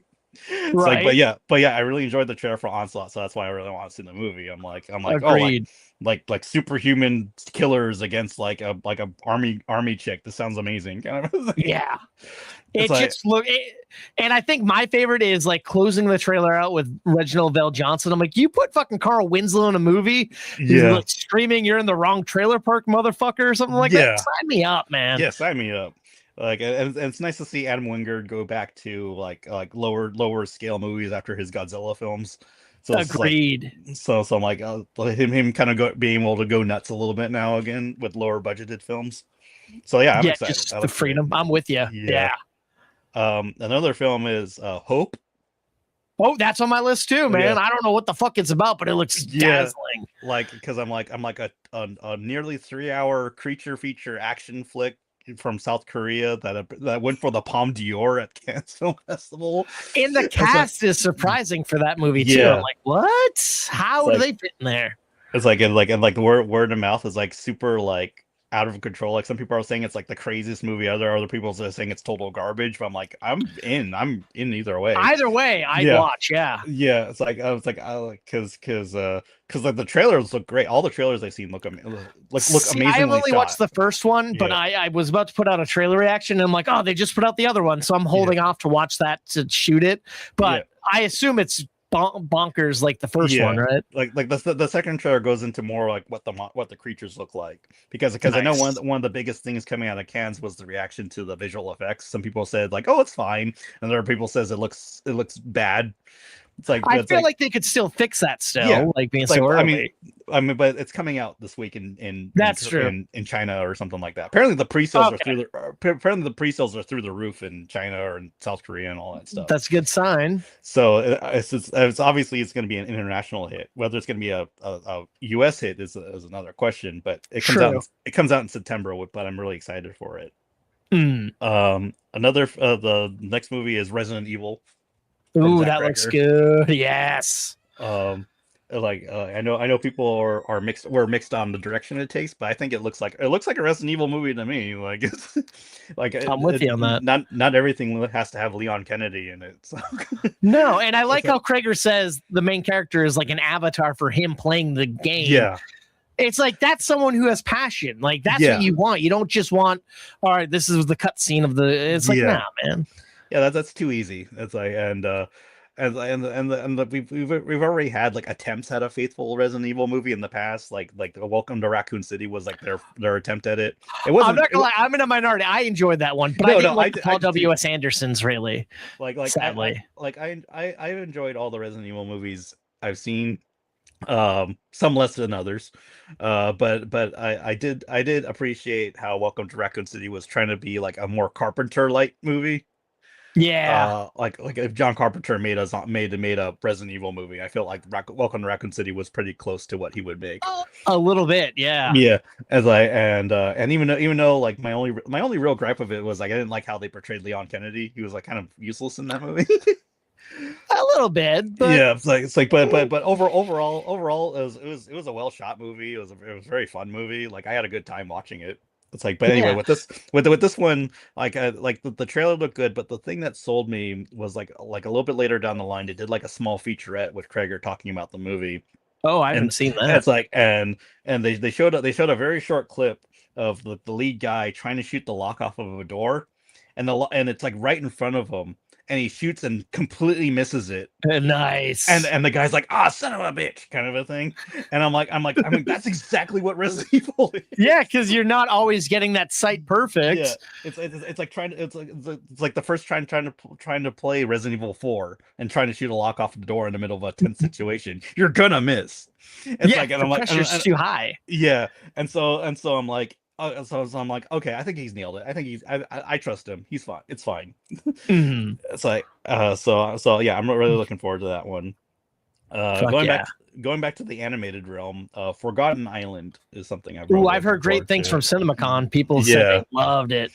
Like the first trailer is a fantastic trailer for it. Oh, the second 10 out of 10. Yeah, the second trailer is fun, but that first trailer like really sold me on. It's like one of those, I'm already sold. You don't need to sell me any further. Exactly. And the second trailer felt like a remix with a little more sprinkled in. Like when I saw they added that like dog boy, I'm like, but then when I heard it was fucking what's his name? Dave Franco. I'm like, all right. And then I'm like, all right, it grew on me a little bit, but I'm like, you sold me with the first trailer alone. Yeah, exactly. It's like, so, but yeah, that looks great. And also the guys, the people, not the guys, but the people that made it made Puss in Boots Last Wish, which is also an amazing movie. Fantastic film. Yeah. So they have my goodwill in going into it. So, and if you're saying that if the word from Mrs. CinemaCon is that's great, then I think it's probably gonna be great. Yeah, because they showed the whole movie and people were raving about it. Nice. Another movie is Digger with Tom Cruise. So much intrigue around that one. Yeah, like I still think it's super funny that the trailer for it is like a reel of how great Tom Cruise is as an actor. Yes. And it's like, and he's gonna do it again with Digger. We're not gonna tell you what it's about, but we'll show you some wacky looking clips. Yeah, like it was funny. It was funny. Like, first I saw the trailer online, and I was like, okay, this is a cool like online teaser trailer. But then when I went and saw Supergirl, they played it, and I was like, this is a weird trailer to play in a movie theater, because and it's long. Yeah, it's like 3 minutes long. And it's just like it's just like 2.5 minutes of it is like is Tom Cruise talking about how great he is as an actor, which, like, to be fair, he's a great actor. It's like, yes, it's a very well put together reel of his best work. But at the same time, it's like, do I need to watch this in the movie theater though? And it's like I wonder if the next one, if they'll dig into Inarritu, like give him like a montage of his films and be like, oh no, that director's back. It's like Tom Cruise and Inarritu, I guess. He made some movies too, I guess. He made Birdman and some other things, I guess, and whatever. But yeah. Tom Cruise though, he's the main cell. Yeah, so I don't know what the hell the movie is fully about, but yeah, it's gonna be a fun one. Yeah, I'm hearing early word is that it's really funny, or it's like it's really good, and then he needs to do a comedy. It's been a while. Yeah. And it's like, apparently, like it's like Tom Cruise at his Tropic Thunder best kind of a thing. Nice little Les Grossman action. Yeah, I'm all for that. Another swerve into video game territory. Street Fighter is something. Oh yes, that looks like everyone's shitting on that, but it looks like fun, dude. It's like I'm getting Kung Fu Hustle vibes from it. Ooh, a little bit. Yeah, like where the scene, or the action scenes are like intentionally over the top and cartoonish, and I think looking at it from that perspective, because I don't want the gritty reboot of Street Fighter. We got that with the Legend. We got that with the Legend of Chun-Li, and that was a terrible movie. I physically fell out of my chair at the end of that movie because when they tried the sequel bait. It's like when they're like, oh, there's this tournament happening, and there's someone interested that you might want to follow. His name's Rio, and I was like, I fell out of my chair, just died. Yeah, because it's the writing's on the wall. It's never happening, but they'll try. Yeah, so I think this one, embracing the goofier aspects of Street Fighter, is the best direction to take. And they're clearly pulling from the game. Yeah, I'm a little saddened that the original directors backed out. The guys who did Bring Her Back. Yeah. Like that could have been fun, but this still looks like fun. Yeah, I think the director of this has done stuff. I think I would imagine. I mean, he's obviously done stuff. I think he's done like high energy, like comedic work as well. I mean, the trailer shows that. I buy that 100%. Yeah, it's like, and look at. It's like, but yeah, like, and I do think it was funny that this is the second Capcom movie trailer that I've seen use "What's Up."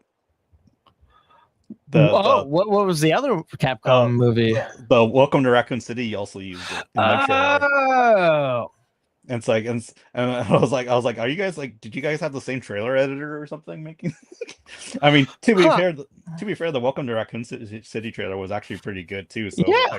So it's obvious that they're just going back to what worked, and I think it works for Street Fighter too, because you're just like, what's going on? Right. But yeah, it definitely looks like a lot of fun, and I hope it's a lot of fun. I'm surprised this guy has done a lot of TV. Beef, Butterfly, Twisted Metal, the Eric Andre Show, Dave. It's like, so he gets comedy, bad trip. Like, all right, I'm intrigued. Makes sense why Eric Andre's in there now. Yeah. It's like, oh yeah, Twisted Metal. I think that was the big thing that made me go, like, okay, people really like Twisted Metal, so maybe he's bringing that energy into Street Fighter, and I think that works.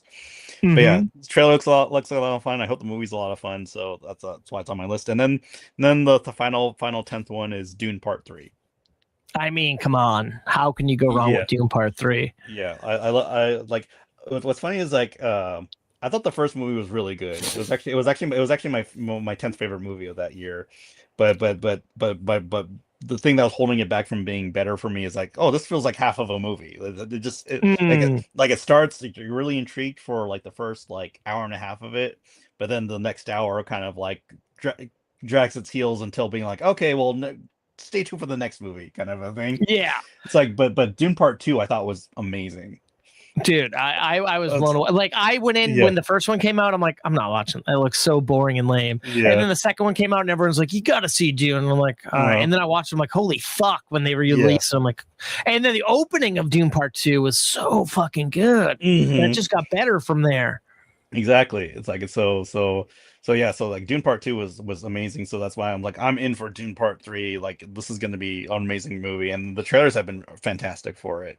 It's like, I don't know anything about the book. I'm just judging it from how it looks as a movie. As a movie, it looks amazing. Everyone says Dune Messiah, the one that it's based off of, supposedly is the downfall. It's like a terrible book, but the trailers look fantastic. So I feel like Denis figured out a way to make it work. Yeah, because I heard that the book is like very talky, not very actiony kind of thing. But then Denis was like, no, this is gonna have a lot of action, and it's gonna be like a war movie with political intrigue in it. So I think he probably cracked the code on making it work as a film. Yeah, and I hear they showed like the first 8 minutes of it at a CinemaCon, and they're saying it's like Saving Private Ryan, but in the Dune world, and apparently they're playing it in front of the IMAX screenings of fucking Odyssey. So we'll be able to see it soon, I think. Yeah, I'll have to like wait till like a screening frees up for the Odyssey. Fair enough.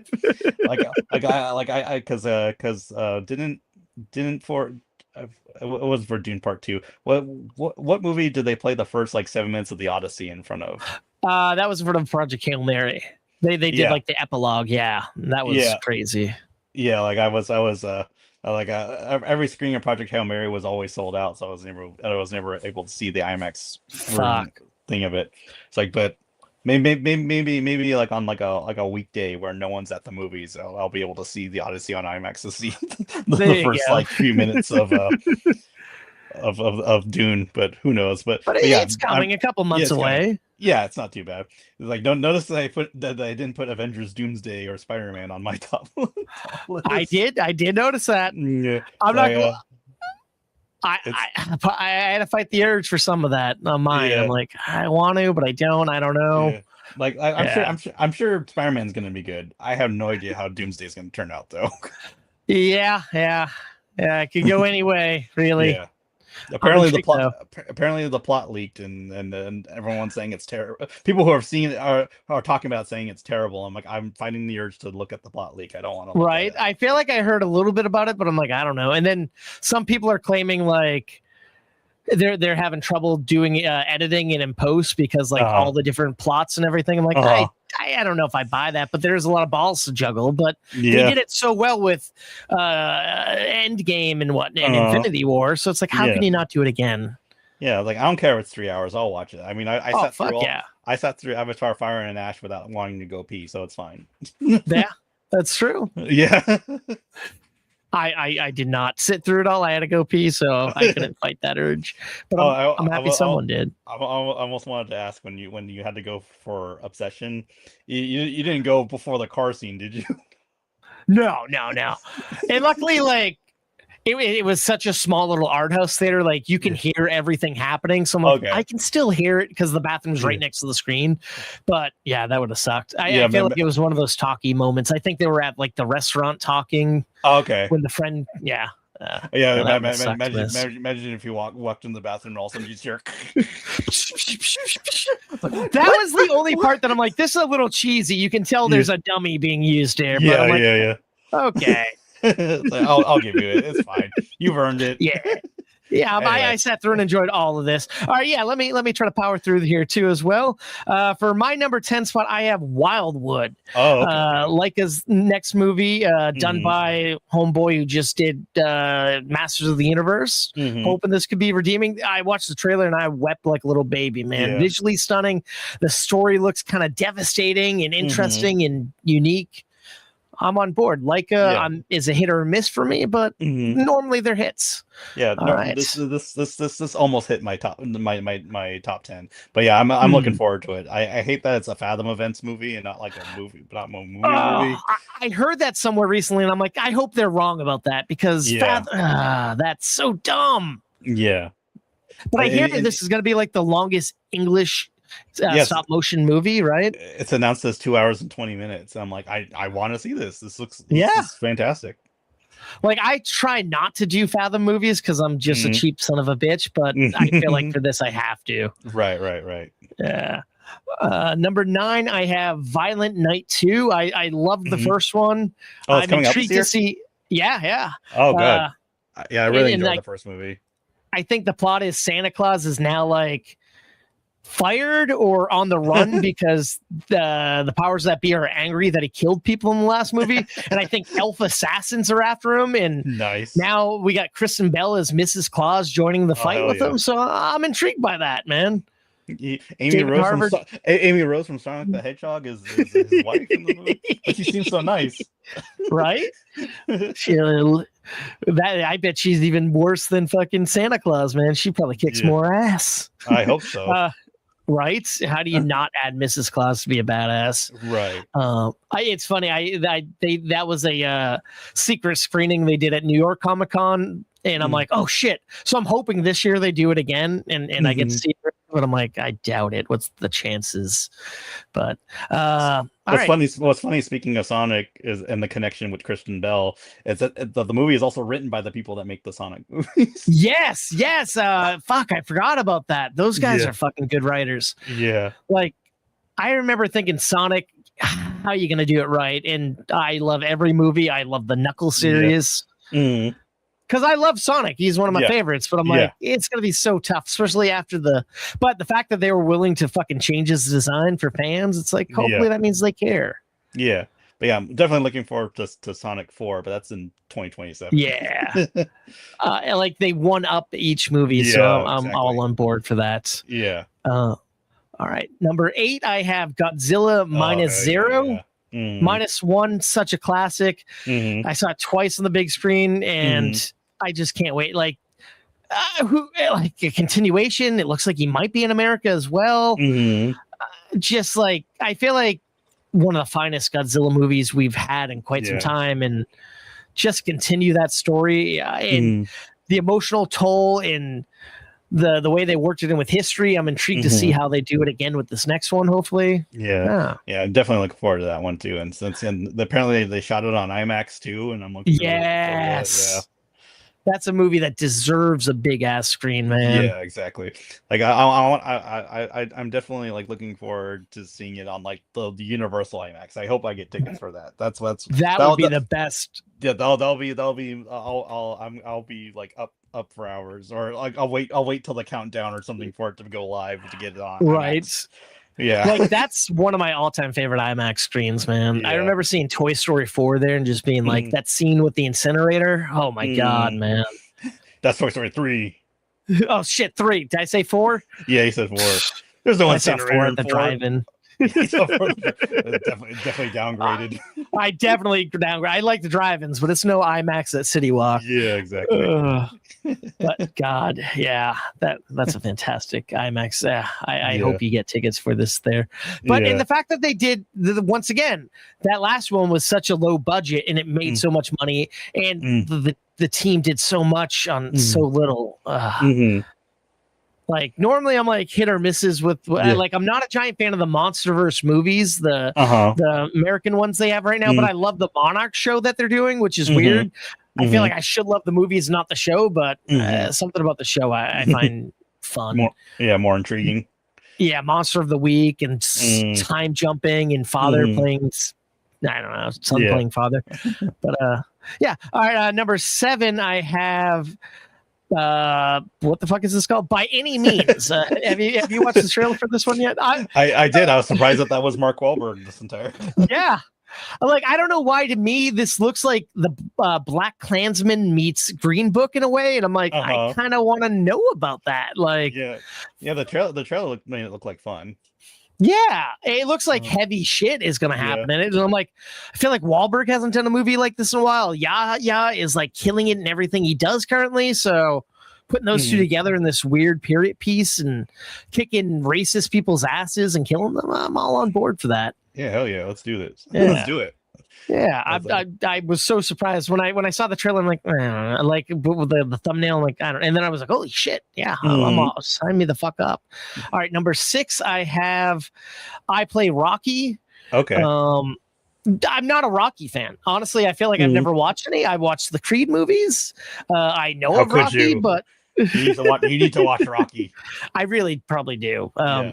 But I love movies about making movies, and like the backstory of Rocky's so just amazing and one of a kind, with him taking the chance on himself and making the character and betting on himself. And the actor playing him is the actor that played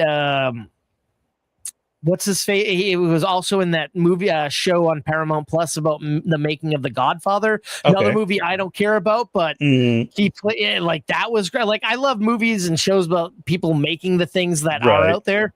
Because now I feel like after watching this, I'm like, I gotta watch Rockies now. Yeah. Gotta get to the part where the manager has a robot that everyone hates. I gotta get there. Exactly. Unless you're watching the recut version of Rocky 4, which completely eliminates the robot.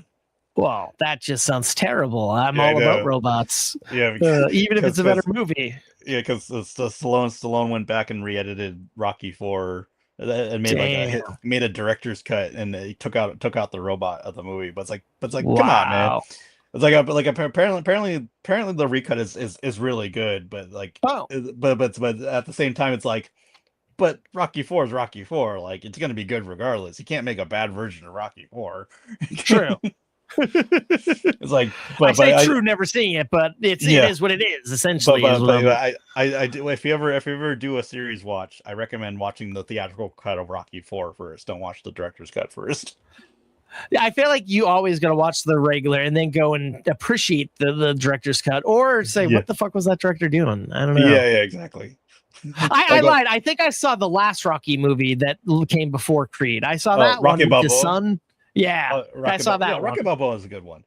I liked it, so I'm like, why'd I never go back? I don't know. Yeah, I remember doing that because my best friend, like, he like loves Rocky, like loves Stallone and stuff like that, and I think but I never saw the Rocky movies, so I only watched the first one, and then I saw Rocky Balboa. I didn't see anything in between. But then after watching Rocky Balboa and be like, oh yeah, that was really good. We ended up going back and watching the rest of the sequels because he's like, you got to watch the sequels. They're so good, except Rocky 5. They're so good, but not the one before the one you've seen. Yeah, that's funny. But yeah, I forgot that they're making a movie on the making of Rocky. So that's and I think one of the Fairley brothers might have directed it. I could be wrong, but that intrigues me if that's true. I might be making that up somehow. What's it called? Right. I Am Rocky or something? Yeah, I Am Rocky. Yeah, or I Play Rocky. I think it's I Am Rocky. Yeah, I have it written as I Play Rocky, so I Play Rocky. I guess. I was questioning myself. I have a list somewhere here. Sorry, but I'm trying not to look at it. Peter Farrelly is directing it. But those guys, it's been weird since the two broke up, and it's like him and his brother, and it's like, oh, you make the serious, you make the really goofy dumb one. Okay, cool. Is it like the Coen brothers where you find out where the talent came from? Yeah, I think so. Man, I tell you, I've been rooting for that one that's been making those weird movies, but each time they burn me, man. Those Margot Qualley movies, I'm like, I want to like you look like a Grindhouse movie, but you're just not working for me. Right. Son of a bitch. Your other brother makes some good movies, though. Yeah. Brothers need to stop breaking up. Yeah, the other brother made Macbeth with Denzel Washington. What happened to you? Yeah, right. It's like, how'd you do? But you do you, man. You probably don't need to make any movies. You're good with what you've made already. Yeah, you probably still make residuals from The Big Lebowski, so you're fine. 100% has to. All right. Number 5, Buddy. I have not watched the trailer. I heard good things out of South by Southwest. Just the premise alone, kids trapped in this kind of Barney world where the fucking creature goes crazy and kills them. I'm excited. I got because with the podcast we got press passes for San Diego Comic-Con, and just got an invite for like a breakfast with Buddy and then a screening after, then an interview with the director. So I'm hoping they approve it and I get to see it in like 2 weeks. But it comes out, I think, in the middle of August. Either way, hey, Yeah. I don't need for a movie as wacky as this. I don't need to see a trailer. I'm on board, whether it's good or bad. I don't know why it's giving me like callbacks to Willy's Wonderland or Wally's Wonderland. That Nick Cage movie. It's Willy's Wonderland. Okay. This movie does Fair need enough. Nicolas Cage though. Oh, That's that'd be fantastic. Like imagine he just shows up in like the last like 5 minutes of the movie. Like the kids are surrounded by Buddy and his gang, and all of a sudden like the door breaks down and you see like Nicolas Cage from Willy's Wonderland come out and just beats them up and rescues and then all the he cracks kids. open a soda after and plays pinball to decompress. 10 out of 10 movie, no notes. Right? Sign me up. Yeah. But yeah, the trailer. I saw the trailer for it. It does look pretty creepy, though. I'm half expecting like the big thing in the movie is that the monster's mouth is gonna open up and be like teeth or something like that and come down. Oh, I like, could see that. It's like that'd be brutal. I feel like it's heading in that direction, but now I'm seeing like a picture of one with the axe. Is like so I'm just like, is it just gonna be like a dude in there, or is it gonna be actual monsters? I hope there's monsters, to be honest. Yeah. Like I know I'm building this movie up and it's probably going to be cheesy and dumb and terrible, but I feel like that's kind of my sweet spot right there. The dumber, the better. Yeah, exactly. Yeah, if there's no creatures, I'm going to be slightly let down. I'm not going to lie. Yeah. But yeah, it does look interesting, and I'll probably check it out when it comes out, especially if the reviews are good. Yeah, I mean, what I've heard out of South by Southwest, it sounds like it's going to be good, but I mean, you could go wrong, I guess. Yeah. Number 4, I have Hope. There we go. Kind of talked about that. No notes there. I haven't watched the trailer, like I said, for the new one, but hey, this next one I know I'm going to get crucified for by people who actually love movies, but sign me up to check out Jumanji Open World. I'm hearing terrible things from the test screenings. I love the other two Jumanjis. I gotta see Jack Black do his thing. I love Dwayne and Kevin and Karen Gillan, the dynamic they have. I know I was so excited when they teased it at the end of the last movie, but it's been what 7-8 years almost. No, I really enjoyed the first the Welcome to the Jungle one that they did. I really enjoyed. I thought that was great. Second one, the what was it called? The Next Level or something like that. Next Level, yeah. I wasn't too hot on it. Like it wasn't as good. I'll give you that. Like I missed it when it came out in theaters, so I watched it when it came out like on like streaming or something like that. I remember watching going like this isn't as good as the other ones. I'm not really feeling this one. It's like and then they went then the same people went on to do Red Notice, and that's a whole other thing. And not Red Notice. What's the Santa Claus movie? Oh yeah, Red One. Yeah, Red One. I think Dwayne Johnson is in a lot of Red movies. So yeah. You notice that Moana wasn't on either of our list of favorites? Yeah, I watched that.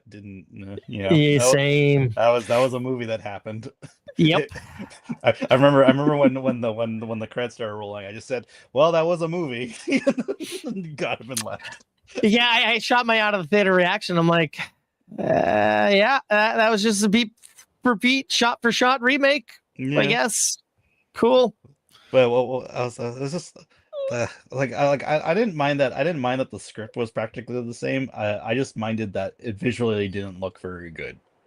Yeah, and that's the thing. There were some shots that look great, and it's like, all right, this is practical, but everything when they're on the ocean is like, all right, we're clearly green screening it, which I get, but it was like green screen, the water and looks then so cartoony. It was like green screen, and then like shot reverse shot. Shot reverse shot. Like, and it almost looked like they weren't even together half the time, the actress and him. Yeah. And I feel like, I don't know if it's just me, but I feel like his wig kept changing throughout the movie. Like it looked different here and there every scene.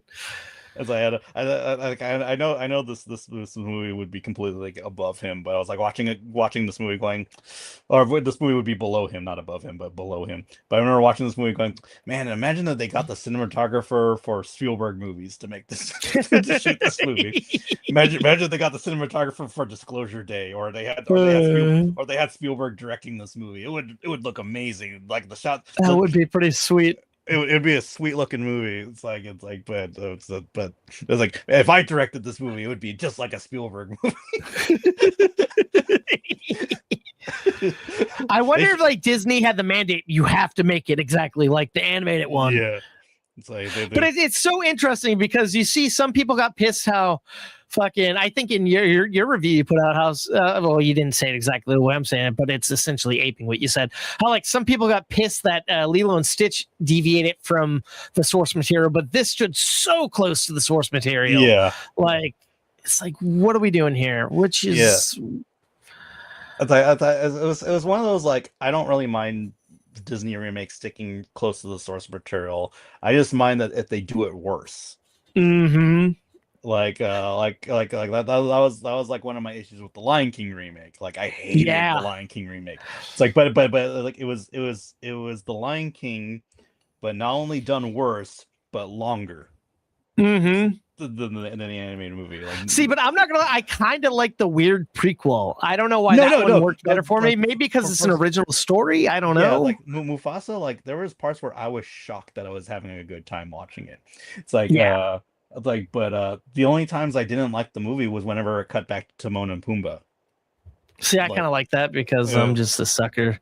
I like those two guys. Sucker. It's like I thought they were insufferable in the remake, and they're more insufferable in the prequel. I get that. It's like you're no Nathan Lane and the other guy that voiced Pumbaa. It's like you're not wrong. Yeah, you're not wrong. It's like but I like Billy Eichner and Seth Rogen. But yeah, they were they didn't have that.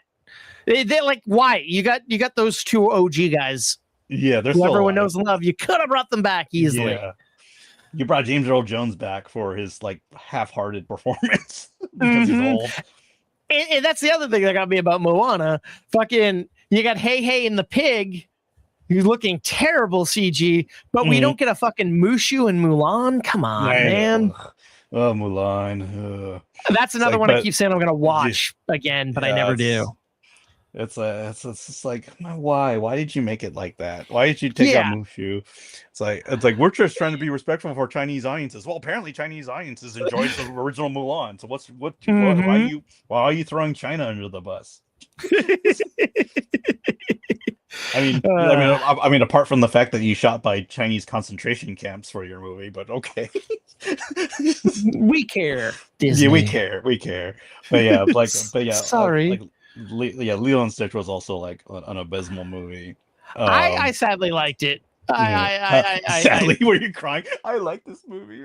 I cried a little bit. It was that fun. I took my mom to go see it. We don't go too often to movies. She doesn't go to movies often, but I'm like, I'm gonna get you to see this. I personally felt it deviated too far from the original. Yeah, movie. It did. It deviated from both the script and the intent of the movie. But also I always make the mistake of watching the original movie before I go see the remake. Before. Yeah. So I have all these classic scenes in my head about like all the cool stuff, and then I was watching it going, none of it is in here, and then what happened? True. It's like, so I didn't do it for Moana, but I remember Moana, and so watching the Moana remake, I'm like, yeah, it's the exact same movie, only shot worse and looked worse and acted worse. Yeah. Although I feel like How to Train Your Dragon kind of did it right. Yeah, it deviated, but it was still very similar. But it was also directed by the same guy that made So he understood like the assignment. And he even said, if I didn't do this, someone else would do it. So why not? And I was like, yeah, that's true. It's like there's like a couple moments of the How to Train Your Dragon movie I wasn't jiving with. Like I didn't really like how they wrote some of Astrid's stuff in this version. Yeah, they made her a little bit too standoffish in the remake compared to how she was in the original. She had a little more heart and soul, like a little forgivability in the animated. Because in the remake, she had like this whole thing about like you're just daddy's you're my opponent. Yeah, you don't deserve to be here. It's like pretty much like you're a privileged white kid. that kind of speech. That kind of had the same tone of it. It's like, but what really turned me off was the implication where it's like, I can't wait till your dad's dead because I could be the chief now. I'm like, it's like, and I'm like, really? Did you have to? I don't like you right now. But she kind of grew on me as the movie went along. So it's like probably their intention to do that. But I did really enjoy the How to Train Your Dragon remake as a whole, though. But yeah. As for Jumanji, Like I said, like I liked the first Welcome to the Jungle. I didn't really care for the sequel, but I'll watch this one. It'll probably be Understandably. fun. Like, I'm excited. I feel like it's coming a lot later than we should have gotten it. But Yeah. like I said, I also recently heard some bad reviews out of the test screening. So, but I mean, test screenings, that's why they test, so they can make things better. Yeah, So, or worse we'll see. somehow. Yeah, that's true. In Supergirl's case. Just go with the producer who wants a bad cut that he made himself. Yeah. All right, number two is Onslaught. We've already kind of talked about that.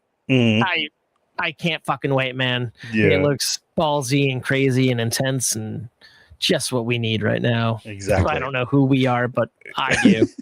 Yeah.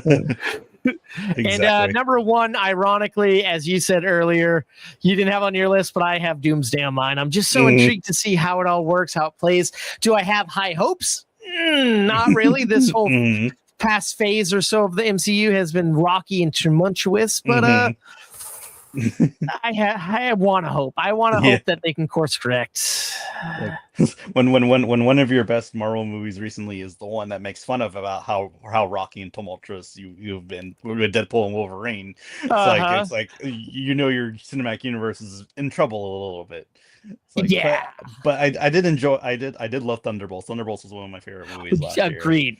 And I liked Fantastic Four. It was better than I thought, but it could have been slightly better. But my thing is, I feel like they're taking the wrong things with these next two movies from Deadpool and Wolverine, which is all the fan service. I felt like Deadpool and Wolverine was a little less of a story and a little more fan servicey than I'd like. And I feel like that's just what we're going to get with these next two Avengers movies, which is good, but I hope it doesn't degrade the plot and the story itself. Exactly. But and I mean, we're already seeing them undo it with bringing back Robert Downey and Chris but I mean, I love how everyone's all angry. They're like, why is he not in the suit? It's like, dude, the teaser's already told you. Fucking Steve Rogers is coming back, not Captain America. We have Captain America. I don't know why everyone's so against fucking our Captain America. I mean, the Brave New World wasn't great or whatever it was called, but Brave New World. Mackie. Okay, I was not. Brave New World. What was I forgot what they initially were calling it, but it was like New World Order or something like that. Yeah. But I mean, the movie itself wasn't great, but I love Anthony Mackie. Yeah. He is just a fun guy, and I feel like he's the right time. Do I like him being Captain America with wings? No. Do I like his sidekick? Not as much as I want to like him, but he's an all right guy. But I don't know. Like, I don't know. I mean, Brave New World, I thought it was fine. It was a fine movie. I enjoyed my time with it. I think Harrison Ford carried a lot of it. 100%. He like put his all into a performance that he really didn't need to, but I'm glad that he did. Right. Like he put his all into, he put more heart into his performance than he did for Indiana Jones. Yeah, and that's saying something. A beloved role. I wonder if it was to honor like the previous actor. Maybe they were friends. I don't know, but I hope we get a little bit more. Yeah. I think that's what helps. That's what elevates the movie for me was Harrison Ford in that movie. Agreed. But yeah, like but overall, it's a fine movie. I could tell that it was messed with in post production. Like, but like there's worse movies out there that have been messed with in post production. Oh yeah. And I gotta say, I liked Winter Soldier and Falcon and Winter Soldier. Was it the best story? No, but it had good moments. I felt like. Yeah, it had good moments. It's like unfortunately, it made me like the wrong character, which was the Falcon. Oh, not Falcon. John Walker. John Walker, yeah. And I love how we get to we see him. He's still kind of an asshole, but then we love him by the end of the Thunderbolts. Yeah, like I loved him in Thunderbolts. I thought he was amazing in Thunderbolts, and I did enjoy that the movie didn't make a mockery out of him. Like it made slight jabs, but it was like lighthearted jabs kind of a thing. Yeah, and it did allow him to defend himself a little bit. It's like so because that was my fear going into Thunderbolts. Like, oh, they're probably gonna paint him as like irredeemable jerkwad character, even though he was very sympathetic in the Falcon and the Winter Soldier. It's like, but I like that they did give him more depth in Thunderbolts. And I gotta say, my other thing that kind of killed me a bit with Brave New World was I feel like Isaiah Washington didn't get to do as much. Like I love is that his name? I think, right? Yeah, it was. I think it was Isaiah Washington. I wanted more out of him. Like that whole thing was intriguing, but he kind of got sidelined after the you're in jail. And I get he's the driving motivation force, but I love that character so much, and he could have done. I don't know. Right, would have been fun seeing him join the action a little bit, but it would have been nice. Wishful thinking, but it's an all right movie. It's not the worst Marvel MCU movie, but it's not the best. True. Yeah. Well, that is it's gonna do it for our list, I think. Hopefully these movies turn out to be good and not bad, but time will tell. Time will tell. That is for sure. I'm sorry about keeping you so long. Like okay. this is a long one. We had a lot to talk about. The Snyder cut of the of Movie Toast. Yeah, I mean the episodes go long, but 3 hours and 30 minutes after I'm like, hey, you just want to come on and talk about your favorite movies? But I'm like, I kind of need, because I take the news out of each episode and put out clips and stories every day. And I'm like, fuck, I don't have anything past Tuesday. I need that. I need that content before our next episode. I guess my problem is that if you stick me in a room and say, hey, talk about this stuff, I could go for hours. So. No, I appreciate that. I like it. That's why I wanted to do this special episode with you. It's like, we're going to talk about movies you love, movies you're looking forward to, and then some rumors and whatnot of what might be coming out. Yeah. I appreciate it, man. I thank you for giving up your Sunday night to do this. Yeah, no problem. I had a free Sunday, so it's all good. Yeah, no, thank you. And at last second too. Yeah. So me and Dennis close out the show by asking our watchers and listeners to please follow us on our socials. We're on X, Instagram, TikTok, Threads, Blue Sky, Kick, YouTube, all pretty much at the handle movie_toast. And if you could leave a review for us on Apple Podcasts or YouTube, wherever you're watching or listening, that'd be great. And then we always end the show just by asking our listeners to please stay toasty. Sorry. There's a song here that comes. I gotta hit. Fuck. Oh, there we go.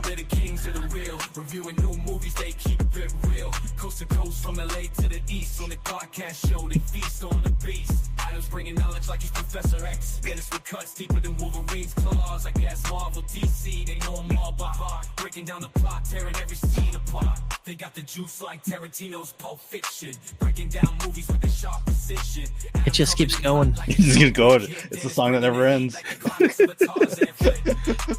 And this was cut down from a very longer AI generated song I made.